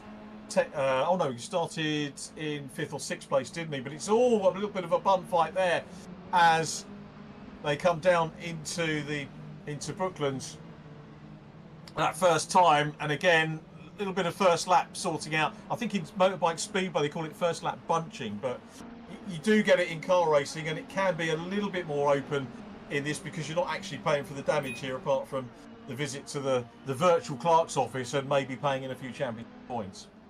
Yeah, for sure. That was really busy in that last sector there, and everyone's done a great job to get out of there fairly clean. Great start from our last race winner, James Black, up to P6 from P10. Thomas Potter as well got away really well to take the lead from William, but everyone did a great job to keep it on the track there because it got very, very close. This is interesting, isn't it, between Alex Solly and Lewis Stannard. So both of these guys, you know, in the top 10 of the championship and keen to sort it out. It's Thomas Potter. William Yap doing a good job in P2 at the moment, from Andy Dorman in third. There is Lewis Stannard again. What I haven't seen at any of the rounds is the you know, sort of a mad charge from Lewis in the opening part of the race, and he just looks for the gaps. And you heard about the studying that he's done. And I don't mean in terms of studying for exams. I mean just the fact that he's watched racing and been part of the sim culture and learning what to do. And you know, like Thomas Potter, I think this youngster has a great future. And he's just looking here, looking at his lines, looking to try and close up, but nothing mad. I remember a driver, I won't name the driver, but in Legends Cars there was a driver who joined and every reverse grid race, if he'd had a good race one, he'd just do stupid things on a reverse grid to try and get near the front. And he thought the race was sorted out in the first lap, and it never ever is. And I get that from Lewis. He's up into 8th place. James Black in 7th, as you say, has had a good one. James ahead of Lewis, which is a little bit of a benchmark for this race. But Thomas Potter out front at the moment from Will Yap, Andy Dorman, Harry Hickton 4th, Andy Carroll 5th from Alex Solly. Yeah, so 3 wide down to Brooklands with these three here, Alex Solly, James Black and Lewis Stannard. They've all sorted themselves out though. But yeah, really interested to hear the amount of effort Lewis Stannard putting into this, which is amazing. Little touch there, but he's managed to save it quite well. But it's obviously paying off for him, championship leader at the moment. So yeah, really good stuff to see. And of course, this is where we see reverse grid racing is so hard, because you've got quality drivers that you've got to get past, and you've got to kind of work together to get past the drivers that finish behind you in the earlier race. And that's what Alex Solly and Lewis Stannard are having to deal with now. They're having to battle with each other and try and work their way past the likes of, you know, Lee Pearce, who started in front of them, Paul Laramie started in front of them, and other drivers still in front. They've got, and it's going to be a big ask if they catch up with the likes of Will Yap and Andy Dorman and Harry Hickton, who finished behind them as well. And here we come with Lewis now, picks his way again through the inside, sees the gap smoothly on the inside, little tap again. So again, just maybe letting each other know that they're there. And the inside run here is with Alex Solly as they come down the straight, with Lewis Stannard on the outside. No real threat from behind at the moment. And Lewis is trying to hang on to the outside run. Alex Solly just about giving him room here as well, as Lewis got the momentum to come through on the inside. I think he has. Again, decent racing between the pair of them. Alex has to run a little bit wide there, loses the place, but Lewis Stannard read it well, goes up into P7. Yeah, really close stuff there. They were door bagging on the way down to Brooklands. I think they were both fighting for James Black's toe in front. They were trying to get in the tram lines, both of them. So that was interesting to see. But yeah, Alex had to run a little bit wide out of left field, but has kept it well. And the front three have started to pull away a little bit. I've got to say, hat off here to Will Yap in P2, who's done really well in these opening laps. Has had the pace, you know, all the way through, been consistent all the way through the championship so far. But for him as a new name to VRRC, doing a superb job. Okay, he's 2.5 seconds down Thomas Potter at the moment. He's got Andy Dorman right behind him, but he's doing an absolutely mega job of holding P2 just now. And here we go with Will Yap. There is Andy Dorman in the red, white and black car with Harry Hickton just about to pop the 64 car up on the inside. So Hickton through at the moment into a podium slot, and he will chase down the Napa car of Will Yap. But yeah, really good stuff from Will. And that 10th position start was, you know, a good opportunity for him to get some action off the front and just to soak up the pressure at the front, exactly as you do in real life. Coming under pressure now from Harry Hickton. Hickton tees up the inside, got a bit of momentum here. Has Harry Hickton. This is all going to be useful points for him as they go 3 wide here. How's this going to pan out? And I'll tell you what, Will Yap is not going to be easily passed here. Super stuff from Will Yap, holding on to P2. Yeah, Williams placing his car exactly in the right position. He's doing a great job from hanging on. All this is allowing Thomas Potter to get away. But yeah, Williams putting his car exactly in the right place is not allowing him past. Super job. Yeah, it's, I wonder if the Napa livery gives him an extra 10th or so. It certainly seems to help them as Harry Hickton works his way around the outside. That converts to the inside now, and chasing through is Andy Dorman trying to go through. Yap though, look at that. Will Yap's having a go back at Harry Hickton and goes back on the inside run. We're going a little bit further back. Will Yap, brilliant stuff from him, side by side with Harry Hickton. Read that well, went for the cut back on the inside, has not given up that place. Yeah, excellent. William just opened the steering lock up there, got really good drive off the last corner and managed to squeeze down the inside of Harry Hickton there. So really good job. He's fighting for the second place. Looks like Harry's going to have another go down into Beckett's. Yeah, he is there side by side past the curb cam there, and Will Yap gets it all sideways. I think maybe helped. James Black coming through and up into 3rd place. So James Black is up into a potential podium position. Who's that off? Just Richard saw someone go off in the background. I think that's Harry. Yeah, I'm not sure who that is. That's Paul Laramie, isn't it? That's dropped back. So Paul having a nightmare in race 2. Qualifying was a dream for him, but the races haven't quite panned out. He did a little bit of damage limitation in race 1. William Yap now in 4th, coming under pressure from Andy Carroll. We watch Andy with Alex Solly, Lewis Stannard, Andy Dorman all behind them. Callum Einstein up into the top 10 as well, as is Murray Richardson. So great driving from those two, but it's Thomas Potter from Harry Hickton and James Black. Potter is 4 seconds clear. We're kind of going back to the Thomas Potter reverse grid VRRC days when he was sort of learning his craft with the regulars and taking a reverse grid pole and getting away down the road. That's exactly what you have to do in these races. But Harry Hickton trying to close down. Big contact there between Andy Carroll and company. So again, a little bit of contact. Again, it's going to keep the officials busy as we look back from Andy. It was Lewis Stannard, wasn't it, involved with Alex Solly as well. I think they've all survived it, which is the main thing. So here is Andy Carroll. Still William Yap in 4th place. Andy Carroll trying to get past him. He's on the outside run here. Might go for the cutback, do we think? Is there going to be a gap? There's half a gap. And Andy Carroll trying to get the momentum, and he's gone through on the inside of the Alliance Racing car. Here we ride on with that. Andy Carroll, I think, has got the job done there, Tom. Yeah, classic move there here at Silverstone. Get the drive off the last corner, because then the next 2 corners are right-handed. So as long as he keeps his car in the right place, should be able to get this done when he goes through at Cops. Williams going to have a look back there on the exit. I'm sure he's got a really good drive. Has he got an overlap? I think he has, Richard. He's going to have a go down to Beckett. It's really good stuff. Yeah, absolutely. Mega stuff here from William Yap. Goes back down the inside in the Alliance Racing car, but can't quite get the momentum as they go around Beckett's. But now he does. A little bit of a touch on the side of Andy Carroll's car. Is he going to emerge from this? William Yap back in 4th place. This is great driving from him. Losing touch at the moment with James Black in 3rd, who's been mighty quick and consistent over the course of this round thus far. Trying to close down on Harry Hickton. Thomas Potter 4.7 seconds clear.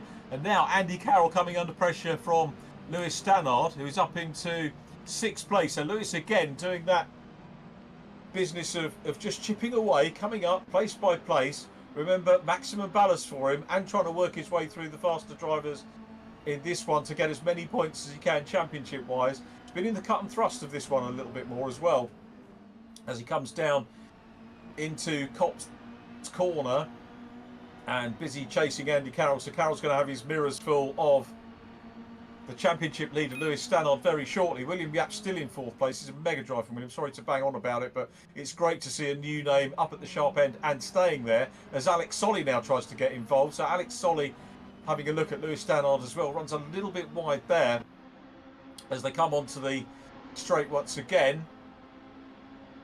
Andy Carroll is at the fastest lap at 1:04.416 on his graphic.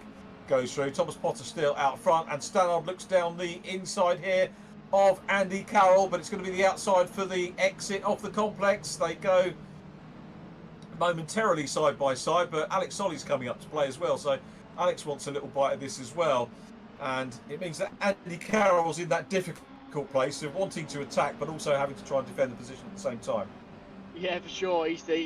Alex Solly's putting under a lot of pressure, but William Yap obviously hasn't got any toe from the cars in front with a bit of a gap to James Black, so he's doing a great job by holding off an absolute train of cars for as long as he has here. It's a really, really, really good effort. Look at the move, Alex Solly. All bit of contact there. That's yeah, Andy Dorman that was going off, wasn't it? So Andy Dorman drops out of the top 10. Callum Einstone's come up into 7th place. There is Callum in the lime green and grey car. Great little livery on Callum. So we start to begin to think about who might be driver of the round here. And we've got folk on our chat who will call out as around the outside here, coming down into Brooklands. William Yap side by side with Lewis Stannard. That was again great driving from William, and super driving too from Lewis Stannard to make his way round the outside. That was a great move, wasn't it, Tom? Yeah, excellent move. Really, really committed there. We know William's been like this race though. He's not going to give this up, and he's definitely going to have a look back on the next lap or so. Now he'll have the benefit of the slipstream from the car in front. So let's see what he can do. All really good stuff so far in this one, and well, who's going to be driver of the round in this one? It's going to be difficult to call, isn't it? James Black has come through from 10th position on the grid up into 3rd. William Yap has really shown himself to be a star up at the front and held on well. He's had a couple of people pass him fair enough, but he's held on very well into a key pressure position, it's got to be said, and entertained us very well indeed. We also need to maybe look at Callum Einstone as a potential, who's come up into 7th place as William Yap goes down the inside of Andy Carroll to reclaim 5th position. So the Alliance Racing car, I would say, a contender, one of 3 potential contenders for driver of the round for me at the moment in this one. We'll see whether James Black can make further progress, but again, like race 1, we're not seeing a lot of the front runners because there's so much action in the higher midfield. Yeah, exactly. The front pack have kind of got away. James still fairly close to Harry Hickton, but Thomas Potter near 4.2 second lead. It's looking fairly comfortable up front, but the action is all happening further back here for sure. Really, really good stuff from all of them. Now, are we going to get a battle developing between James Black and Harry Hickton? Now, Harry's lapping consistently. James is as well. They both work their way through from varying positions. Harry Hickton, remember, was 4th in race 1. So only 3 places ahead of James Black in the start of this partially reverse grid race. And James Black trying to close down on him. You look back to Andy Carroll, still very much involved with William Yap. William in 6th place. Callum Einstone might be trying to close down on these ones as well.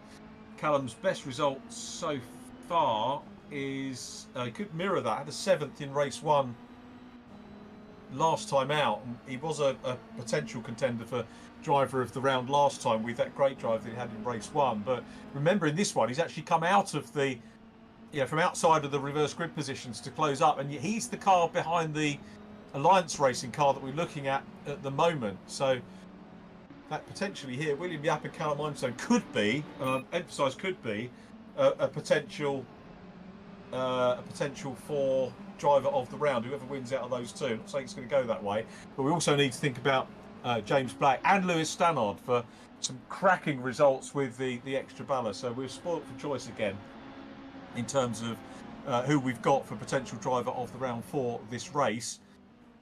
So Callum continues to try and close in, and we go on board with him closing down on William Yap, who, as I say, I haven't really got enough superlatives for the opening laps that we saw from him. Potter 7 seconds clear now. It's Thomas Potter's race to lose this one. Yeah, Richard, I just saw Harry Hickton have a moment on the exit of Luffield in the gravel. But something may have happened with him and James Black. I'm gonna have to have a look back at that. But Harry Hickton has disappeared from second place. You're right. Great spot. Well done. Disappointment for Harry. So Harry Hickton, just a quick look at the timing screen, down in 12th. So yeah, he's outside the top. That's a little bit of a shame, isn't it? So Lewis Stannard now, stealthy Stannard up into second position, and James Black fighting with him at the moment. This is a bit of relish, isn't it? Here, these two head to head for the remainder of the race. Thomas Potter's away nearly 10 seconds down the line. This could have been a battle for race 1, but now we're getting to see it. Yeah, for sure. I think something must have happened with James Black and Harry Hickton, because they had quite a lead over this group. So I can only assume that's what's happened. We'll have to have a look back at that. But James is now going to have to try and regroup from a fairly comfortable P3 there, and try and chase down Lewis, who's done a great job again, back up to P2. Yeah, Lewis Stannard, and just slowly catchy monkey is the phrase that we often use, and he's just done that so well. Fully understands the way to get the points is to A, finish the races, and B, just to chip away. As we look back from James Black's car, Andy Carroll trying to get into the back of him, or not into the back, trying to get past a bit close as he can, is Andy Carroll in 4th place. William Yap still there in 5th, and James Black momentarily loses out the position, but he's got the inside run to try and fight back. No, it's job done for Andy Carroll. Andy Carroll up onto a podium. Unusually, haven't spoken to him on our interview so far this evening. So it's Carroll again, and another driver who just quietly goes about his business and chips away at getting places when he can. And a reminder that Andy Carroll 4th in the standings, the championship table, remember, Stannard, Dorman, Hickton and Carroll, with Thomas Potter in 5th. Haven't seen Thomas at all in this race. He is 11 seconds to good over Lewis Stannard now. Lewis is probably shot in terms of the chance of a win. Having said that, as I've made the case in other rounds, we've had half the race and the gap's 10 seconds, but we've still got the other half of the race to go. So if a gap can be made in half the race, it can be lost in half the race as well. Yeah, no, very true. I think, you're right about Andy Carroll, though. Just being very patient in the pack, and now we see him in P3 up onto a podium and scoring some very decent championship points. But Lewis Stannard, from a championship point of view, doing a great job from back there now up to P2. Yeah, and this is all about underlining his potential as a driver and showing us that he knows exactly what he wants to do as championship leader, wants to win the races. To be absolutely fair to him, I don't think there's any way he could have won. He's got the best result so far that he could have got, given the ballast, given the positions that he started in and raced from. And I think it's as good as it could possibly get for him. And that's how you go about winning championships. I guess you know more about that than me. I'm almost trying to, I suppose, Richard. But no, he's doing a great job. It's a massive part of trying to win a championship, is when you have disadvantages like we got with the ballast, just making the best of it, and he's certainly done that tonight for sure. Another driver who's made a lot of progress in this one, has come up into the top 10, is Chris McKenzie. So Chris McKenzie, for my money, has put himself into the shout as well. And our other officials that are watching, so that's a good shout out from you guys. So Chris McKenzie's come up into 10th. Really our sport for choice on driver of the round, and Tom's chipped in as well with his thoughts as well. We'll keep that quiet until we get to the official podium at the end of the race, as we watch Alex Walker, who's come into play as well in 7th place. Alex Walker now about to have a little nibble at William Yap, with Murray Richardson down behind in the Vera Tools car as well. Lovely to see the Vera logo, which is pretty much omnipresent, as we've said before, in racing. So good battle between these and Murray Richardson. All of these drivers have done well, including Chris McKenzie, to get into the top 10.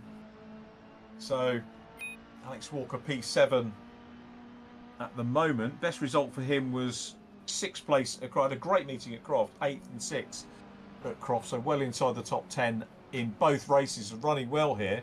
Callum Einstein 5th. It's going to be another super result for Callum if he can maintain that 5th place. But there is still that chance that he can maybe close up on James Black. But yeah, super stuff from him.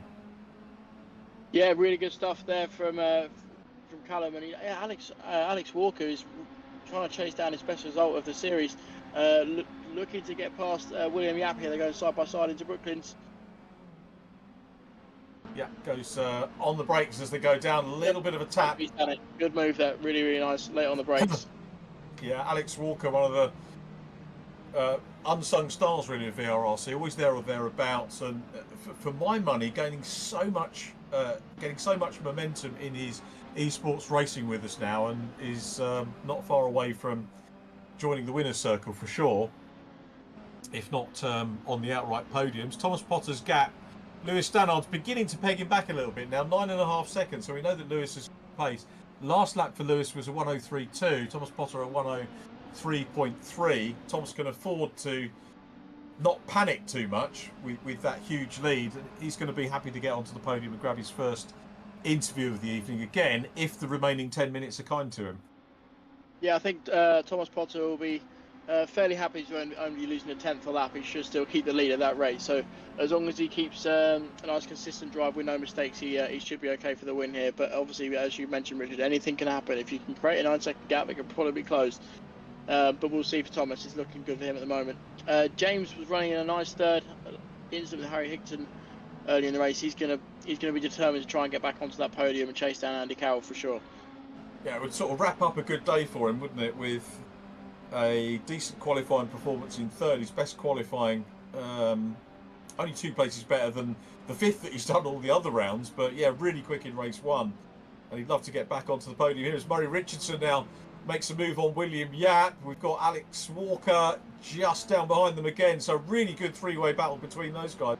And there's a flash of pink and blue coming in behind. It's Harry Hickton, who's got back up into the top 10 and is in 9th place. And before the end of the race, I think might be dealing with his trio as well.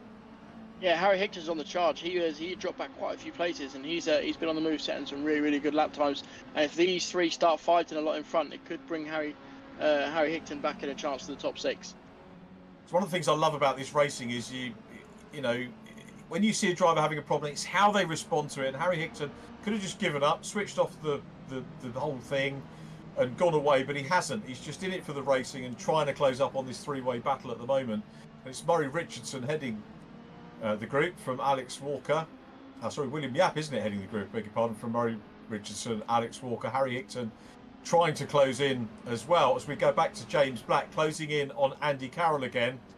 This is the view from James, and there is the grey rear end of Andy Carroll, and he's really gaining momentum here. Is he going to be able to flick the car on the inside at Maggots? We're coming into Beckett's now, so this could be a decent momentum run, but he might tee up the inside. Oh, he gets too much momentum. That again is easily done on eSport as you come out of the corner and close up very, very quickly indeed. And a little bit of contact there. Thankfully, it doesn't dishevel the car in front, doesn't put the car in front offline. No, luckily they got away with that. I think, Andy Carroll went really, really defensive to try and keep James away, and then just slowed up a little bit. Too much of the apex, and James wasn't expecting it. But yeah, all got away right. And this has brought actually Callum Hemstone back into this fight. Let's see what he can do. Yeah, he's in 5th place and knocking on the door of a podium here. So this is a super, super race from him from outside the top 10. So never mind what the others have done in the reverse grid race. The lime green machine is definitely on the way up and closing in. Really, really good performance here by Callum. And he's going to pick up another place here and try and get up on the inside of Andy Carroll to get into 4th place. And James Black is in sight. Can't quite do it at the moment. It's Paul Laramie in behind, who is a lap down Paul Laramie, but good to see Paul up with this group and getting a little bit of airtime. Thomas Potter's gap now down to 8.7 seconds with 5 minutes to go. But we're very much focused on James Black. Callum Einstein is now ahead of Andy Carroll, but he's going to have to deal with Andy looking down the inside to regain the places that come down into Brooklands. It's going to be on the outside for the next run. Callum, I think, has probably got his racecraft sorted out for the inside run here, unless we're going to see Andy Carroll maybe go for the flick back. Andy's gone around the outside and maintained 4th place. But again, great driving from Callum here. And from being outside the top 10 in race 1 to being a podium contender here. Because remember, James Black, the blue car, the head of the trio we're looking at, is the 3rd car on the podium. Yeah, excellent job from Callum Ensign here to get up this far in the race. In the podium, James Black's made a really good move there on Andy Carroll to get through. But these three are all going to bunch up still, and it's going to be a fight to the end for the podium, and Callum will be determined to try and get that. It'll be a great result for him. It will be a fantastic result for him, and I know I can tell you our little officials chat is giving us quite a lot of debate on who's going to get driver of the round, and obviously we can't decide to finish because something might happen, but you know, Callum is very definitely there and in the mix, as is William Yapper we're looking at now, with Murray Richardson closing up on him, and we've got Alex Walker ahead.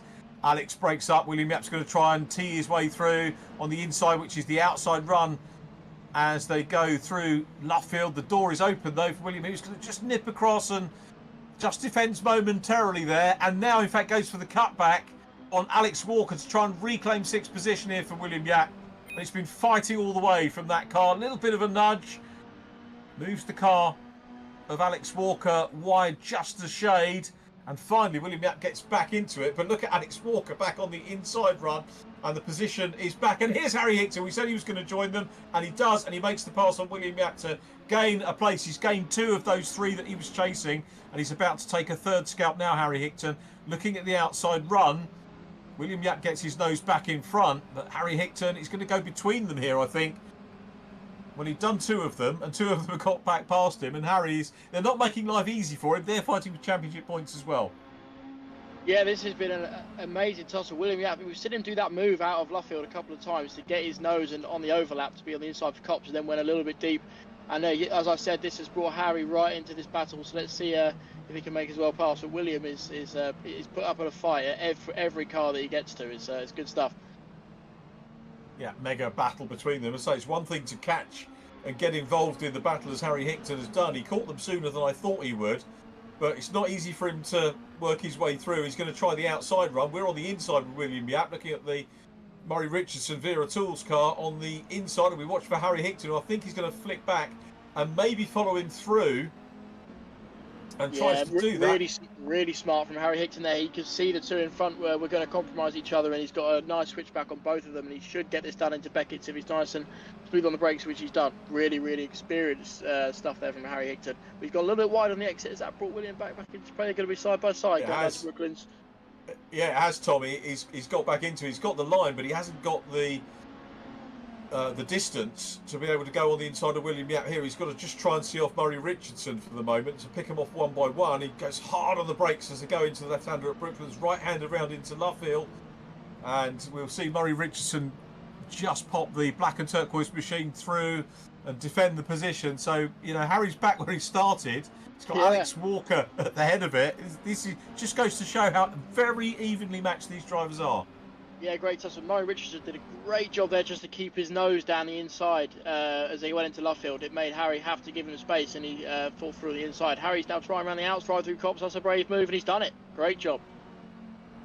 He has done it, and look who's trying to join in. We've got blue and yellow, which is Lee Pearcey, who's got back into the top 10 after some issues, I think, earlier on, but he's very nearly in this battle as well. And yeah, I just marvel at how evenly matched they are. Meanwhile, Callum Einstone in 4th place. James Black has kind of checked out. Oh, no, he hasn't checked out. He's on a wide run there. Callum off on the grass, and he'll get it all back. But that's going to be 5th position now. Is he going to rejoin? I can't remember. He's about a second clear, I think, at the moment of Alex Walker, William Yap, Harry Hickton, Murray Richardson and Lee Pearcey. That was a shame for Callum. Really superb effort. And just went in a little bit too deep into Brooklands. Yeah, a bit of a shame there. Luckily, they've got a gap back, so it's only going to be as worth as 5th place for Callum, but he really wanted that podium. You can see he was trying there. Harry Hickton's now onto the back of William Yap after finally getting past Murray Richardson, but we know what William's been like all race. It's going to be hard to get past him, and with only probably another lap to go, he's going to be determined to hold on for a top 7. Yeah, he is. I'm lost actually on who we're going to get as driver of the round, because so many people. We did have Christopher up into the top 10, but I think we've lost him now, haven't we? Which is a little bit of a shame. Chris McKenzie, he's down to 12th, but he still had a good run, Chris McKenzie, so still in with a shout of it as Harry Hickton looks to continue to try and make progress with dicing it out here with Will Yap. Hickton goes nice and deep into Brooklands, and William Yap looks for the outside run here. He's going to go for the cutback. If Harry gives him room, is there going to be room there? I don't think so. Harry is probably wise to that. We've got 8 seconds left on the clock, and it is still Thomas Potter out front. He will be on to his last lap. The gap is down to 6 seconds. Lewis Stannard has taken 3 seconds in the second half of the race out of Thomas Potter, but Thomas has done a good steady job out front, doing all he could do. Lewis Stannard equally has done everything that he could possibly do too, as we've watched everybody battling it out in positions 4 down to 10. Absolutely mega race again from the Mini Challenge Esports Series. Super job thus far. James Black in 3rd. Here is Thomas Potter, our race leader. And the KTM Logistics backman has done a good job in this one. He's done everything possibly that he could have done. Had the lead out to 10 seconds. Maybe backed off a little bit in the closing stages. 6-second lead. And it is going to be checker for Thomas Potter. Yeah, great job by Thomas. Yeah, really good first opening laps to get ahead there. And a good drive.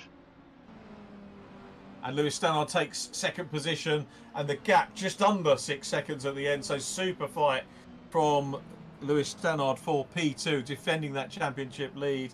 And then it was James Black in 3rd, Andy Carroll 4th, Callum Einstein in 5th place from Alex Walker, and then Harry Hickton 7th from Will Yap.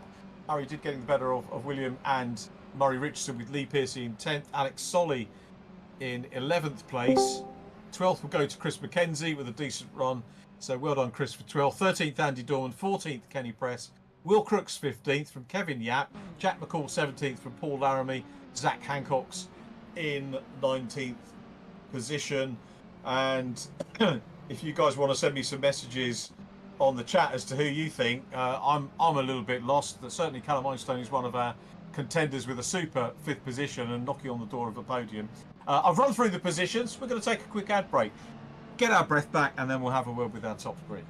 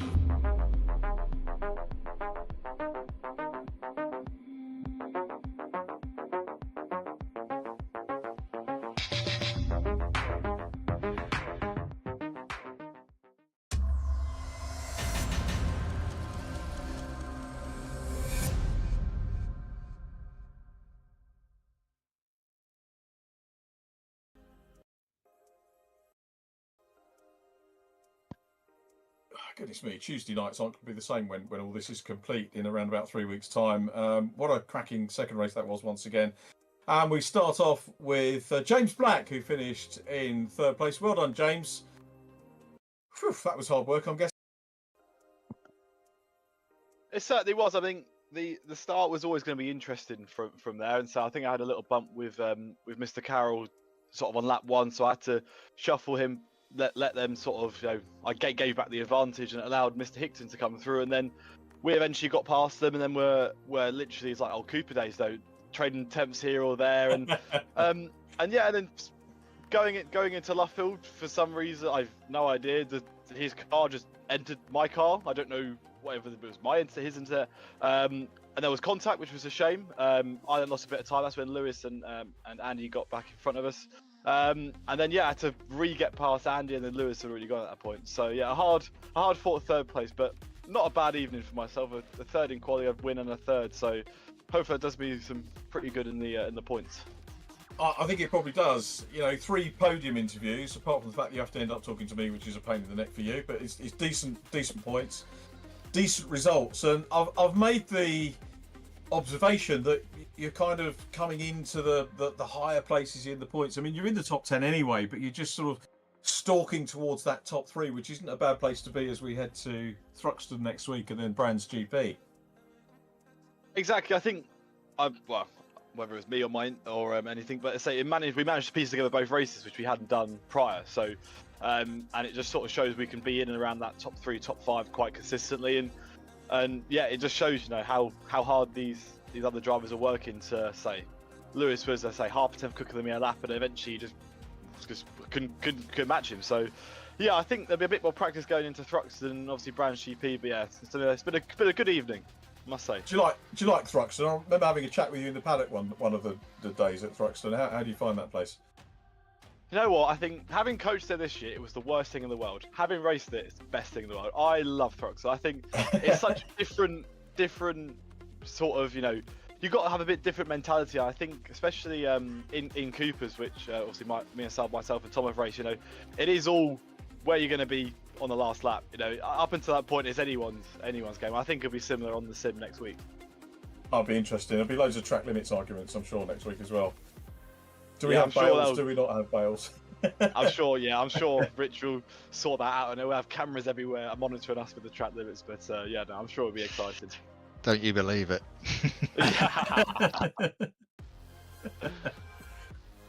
James, well done. Been really, really great to watch you do your stuff with 3 interviews. So sharp end. Keep it up for next week. Have a good week, and we look forward to seeing you then. Yes, no, thank you, Richard. Thank you, Tom, for the interview. Thanks to my dad as well. He managed to sneak up during lap 2 of the race and give me a water, so I was hydrated on the back straight at Silverstone. I helped you get the podium then, obviously. Very good. It did. No, thank you, guys. Good team effort. Plenty of team efforts this week, isn't there, with the Lionesses and everything else. So that's really good to hear. So that was James Black. We're going to move on to P2, and very well done to Lewis Stannard. So Lewis, we get a chance to another chat, and I said during that race that you did absolutely everything at this round. To be honest, absolutely everything I think that was possible.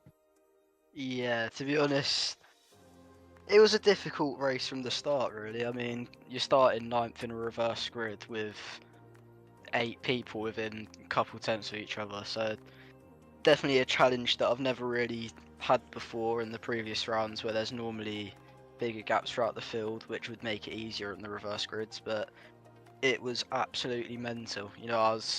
The start was alright, made a couple places, and then I don't know, there was like a 6-car train which I had to get through, which wasn't fun, but we got through it, got our head down. I thought I was going to finish 4th because, Thomas was gone. And then obviously James and Harry were together. So, yeah, it was hectic, but I'll take a second. That's good for points again. Yeah, very, very good result for the point. And do you have it in your mind to not sit back, because you can't as a racing driver by definition, but are you sort of watching what's going on and thinking, for the first priority is to finish, and so those skirmishes on the opening laps, you need to avoid them? Yeah, 100%. When I've got the 6-point lead, you've got to be absolutely on it. You cannot let a single thing happen on the race, and especially in reverse grids when there's people that you've never really raced before in front of you and they're defending, you don't know what they're going to do. It's a challenge, but yeah, just happy to get through alive. That's good. Well, you did an absolutely cracking job. Thanks for sharing that news with us earlier on. Exciting about Meron, and we wish you well with that. They'll do you proud. Are you coming along to any touring car meetings? I'm guessing we might see Silverstone's not that far for you, is it, from Surrey, and probably see it at Brands at the end of the year? Yeah, to definitely. Obviously, I won't be at Croft because that is miles away. But yeah, for Silverstone, well, I don't really know their calendar, to be honest. I know that they've got Silverstone and Brands, but yeah, I know that I'll definitely be at those two. I'm not really sure if there's another one close by, and if there is, then 100% I'll go down, see everyone, just learn the paddock, meet people, just get involved really. So yeah, Yeah, 100% I'll be there. Yeah, definitely come and say hello. You know, I know you've done well in junior saloons. It's the Bark family. It's the British Automobile Racing Club family still, the touring car meetings. So you'll know a lot of the officials and people like that. And I know JSCC will be proud to have another of their drivers making their way up the ranks in British motorsport. So another cracking evening's racing, Lewis. Very well done. Always a pleasure to catch up with you. So well done on the words and the racing, and look forward to catching up with you next week. Thank you. So well done, Lewis Stannard. I'm going to flick over now before we talk to Potter, because we have decided on our driver of the round. I'll talk to our driver of the round. Next up, it's Callum Einstein. Am I saying your surname correctly, Callum, first of all? This will please a lot of my it's Enstone. The Y is Enstone. silent. Tom Ovenden got it right, and I apologise for screwing up on the entire series up to this point. The reason I said Einstein is because we've got you down as Iceman, so I was kind of thinking it was a sort of grimy, but I got that wrong. So Callum Enstone, I apologise profusely for that, but well done on driver of the round. Absolutely mega job. Yeah, thank you. I mean, that was by far my most consistent round. What's your background before this? Because obviously I've not come across your name in VRRC before, and I've been around it a year and a half or so on a regular basis. Well, what have you done prior to? Was it the mini champ? Are you part of the mini paddock? Yeah, so I'm part of the Mini Cooper Club Sport. So not the John Cooper Works, not the VERTU Mini, but the one below. Yep. And how's that going for you this year? We're a new team, new in this year. I'm part of the mechanic team because I'm a mechanic by trade. Yeah. But we're learning a lot and we're having fun while we're doing it. And which drivers are you looking after? Chris Aram. Uh-huh. That's our only team. We basically started it as a drunken chat in a pub, to be fair. And a lot of the best. It evolved into what it is now, which is racing and learning how to fine-tune the car to make it slightly quicker. A lot of the best decisions, I think, happen. I'm sure Tommy Watson had one like that as well, the sport guy, and a few others that do make that decision. Whereabouts in the world are you guys based? Oxfordshire, a little village called Lyford. Okay, don't know that, but I see you got Chiltern contracts on the side of the car, so it's a little bit of a clue, wasn't it, for me? And the cars that you're running with the Club Sport, are you running the same sort of livery? Exactly the same. It is a mirror image, and Kenny Press did an absolutely fantastic job on it. Yeah, nice. Thank you for that. Kenny will appreciate that. He does a mega job with our liveries. And this is, as much as anything else, esports is about learning, and we're seeing you make real progress, Callum, over the course of the round so far. I mean, if you look at the results, yours are on an upward trajectory. So, outright podium next time, and you're actually battling with the podium driver, Phil. Yeah, that was really good fun, to be fair. And I'm really happy that I managed to match their pace. I know Andy was carrying ballast, but for me, it was just the level of consistency I was able to keep, and that kept me in the hunt and possibly could have nicked a podium, but I made a mistake on out of the last corner onto the back straight. But it's all learning. Yeah, absolutely mega job, and it was difficult for us to choose, but excuse me, everybody in the chat was saying that you would deserve it, and you were very much so. We had you in mind for it last week, but yeah, super job here. I think you guys the Club Sport drivers were down at Thruxton the other week, so now you won't have raced there, but at least you'll be a little bit familiar with the vibe, at least from Thruxton for next time out. How are you feeling about that? Yeah, Thruxton, to be fair, it's one of my favourite tracks to go watch the touring cars or any sort of motorsport, really. The lorries were pretty cool last time we were up there. Yeah. They just absolutely send it through that first corner. It was just a lot of fun to watch. And completely bonkers as well, to be honest. Yeah, we got a couple of truck drivers' sons race with us in VRRC from time to time, and yeah, they're a good bunch. And yeah, it's a feral spectacle, isn't it? Yeah, it's good fun. Yeah, we're at Brands at the weekend with the Club Sport, and that's another track that I've not visited before, so that was good fun. We went up there for a track day in the week just to fine tune the car, try and get it ready for the race day. Well, nice one, Callum. It's lovely catching up with you. Apologies again for getting your name wrong all the way through the series, but at least you got the luxury of 2 more rounds where we'll get it right, as long as I remember. So make sure you get another interview, and look forward to catching up with you. But well done on taking our drive, Callum Enstone. Awesome. Thank you very much, guys. Thanks, Callum. Very well done. And well done too for our final interview of the evening, and unbelievably, first time that we've had a chat with him this evening.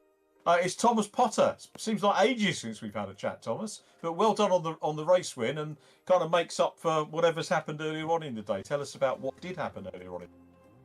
Well, what happened earlier on in the day is my setup is not really working. I think I'm going to have to work on moving on from basically a default setup. All I've really done is wing and tyre pressures to maybe actually making a proper one that might work and save the tyres more for the next one. That's all I think. So I've got the pace at the start, and after about 10-15 laps of the tyres instantly dying, and everyone else just seems to gain loads of grip when I lose it. So that's all that's really happened in the first race, and then in the second race I managed to do a bit of changes to make the tyres last a bit longer, but sacrificed some time, so I reckon I could have got 1 or 2s really if I was full pushing and might have won more. Well, that's good, but a win's a win, and you had a really good lead. I think it was 10 seconds, and then Lewis managed to take a little bit out of that towards the end. Was there a tendency to just think, yeah, I've got a decent enough lead, I don't have to go gunning for the win, or were you flat out as far as you could all the way in the closing half of the race? No, I wasn't gunning for a win. As soon as I saw, I believe it was Harry Higdon spun behind her, I'm not sure exactly what happened, but something happened and my gap went from about 4 seconds to 10. I was like, yeah, I'm not going to gun it anymore. As long as I keep within the 0.5 range, I'll be fine, because, well, I knew my tyres were going to drop off, drop off a cliff by the end anyway, because it happened in race 1, and even with the changes, I knew it was going to happen, so I just stayed within the 0.5s and brought it home. That's good, and you've joined the winner's circle, so it's a first mini win, which is great to get that off your back as well, isn't it? Yeah, it's about time actually, because I've had so many close chances. I mean, I don't know which one would be actually closer, to be fair, Croft or the first round at Donington Park, so whichever one it was, we're both very close, but I finally got it now at Silverstone. That's good. I'm sure the mini folk won't mind me saying, stick your head into the mini awning and introduce yourself to the officials at the weekend. We know you're off racing Ginetta Junior next year, but there isn't a mini junior formula. But of course, the noise to make is that you're going to come to JCW in a few seasons' time once you finish with Ginetta Junior, isn't it? Yeah, I think at least. To be honest, I think I'm just gonna go with whatever I get told to go to, and I'm gonna do my best. But it'll be lovely to stick my head in my mini, as I've actually given the Bitcoin racing driver. Now I'm definitely gonna pronounce this wrong, but Chris McKenzie, I believe. No, you got it right. You're better at driver pronunciation names than I am, as has been proved this evening. I gave him help with the setup for this one, although the setup isn't the best, as I found out in the end, but it definitely helped him, and I can't wait to help him more. Moving on, give him a better setup, which hopefully the tyres actually last more than about 5 laps, so that'll be nice. But I'm going to be popping around there as well, and just going to really show my face about and enjoy some British touring car mini racing. Yeah, you've got the Legends cars on as well. We've got some Legends cars news coming up for you with VRRC very shortly, so stay tuned for that. Thomas, well done. Great to see you take that first win in the Mini Challenge UK Championship, Esports Championship with Virtual Reality Racing Club. So Thomas Potter gets his first win of the campaign. Thank you. Lewis Stannard's... Sorry, mate. Could I be quickly shouting out before it closes off? Yeah, of course, yeah. Thanks to all my partners on my car, Casing Logistics, Marin, U5, which is a big one for this one. They've helped loads recently, and Falcon Computers and Darren for actually giving me the PC, otherwise I wouldn't be racing tonight. Special thanks to Moza for the wheel, but as well as the mental health charities that have been helping, especially Youth Talk, which I'm actually going to be seeing again over the weekend, which is a really big one that I believe in just all of them really, and I hope to spread awareness to all of them, as they're not out there for no reason. That's great work. Well done on doing those. How's Grandad, by the way? He's doing better now. He's been at our house and dropped off a custard, which I think is a reason. because I didn't have it in the first race. When in the second race I ended up having it, and I've got a win. So I think that's a solution. So thanks to my granddad for that one. That's good. I think you probably need to approach Bird's Custard for sponsorship, see if they get Warren Brazier or someone like that. There you go, it's a good brand name to get on a race car. Thomas, well done. Well done on the thank yous and sponsor mentions. That's really great. Thomas, our winner. Lewis Stannard, second. James Black takes third position. Our driver of the round, Callum Enstone. We get it right at least one time a programme. And that is our run through. It's been, again, to have a great co-commentator on board. Tom Ivenden. Thank you, Tom, so much. Look forward to, maybe we could do it in the real world one day. That'd be a bit of a blast. Yeah, it would. Yeah, no. I've really enjoyed it. Really good fun. And it was first taste of commentary, and yeah, I really enjoyed it. So yeah, we'll have to get in the real commentary box. That'd be really, really cool at some point. Thank you, Richard. I'd love to do some work with you again in the future. So hopefully we can do that. Good luck to you, and of course we have to be non-biased and say good luck to everybody this weekend at Croft. But good luck to Tommy. Not quite as much luck. I only need the most luck. So that's the plan anyway. Thanks, Tom, and yeah, good luck to everyone at Croft this weekend. Look forward to seeing those of you that are coming along at Croft. If you do see me and I don't see you, come and tap me on the shoulder and say hello. Always love to see everybody. Thanks to Steve Allen for some great work on the directions and overseeing the broadcast for us once again. And that's it from us. Next week, as you've already heard and seen, we're going to be at Thruxton. So I'll do my usual sign off and say thanks ever so much for watching. Be nice to each other. Have a great week.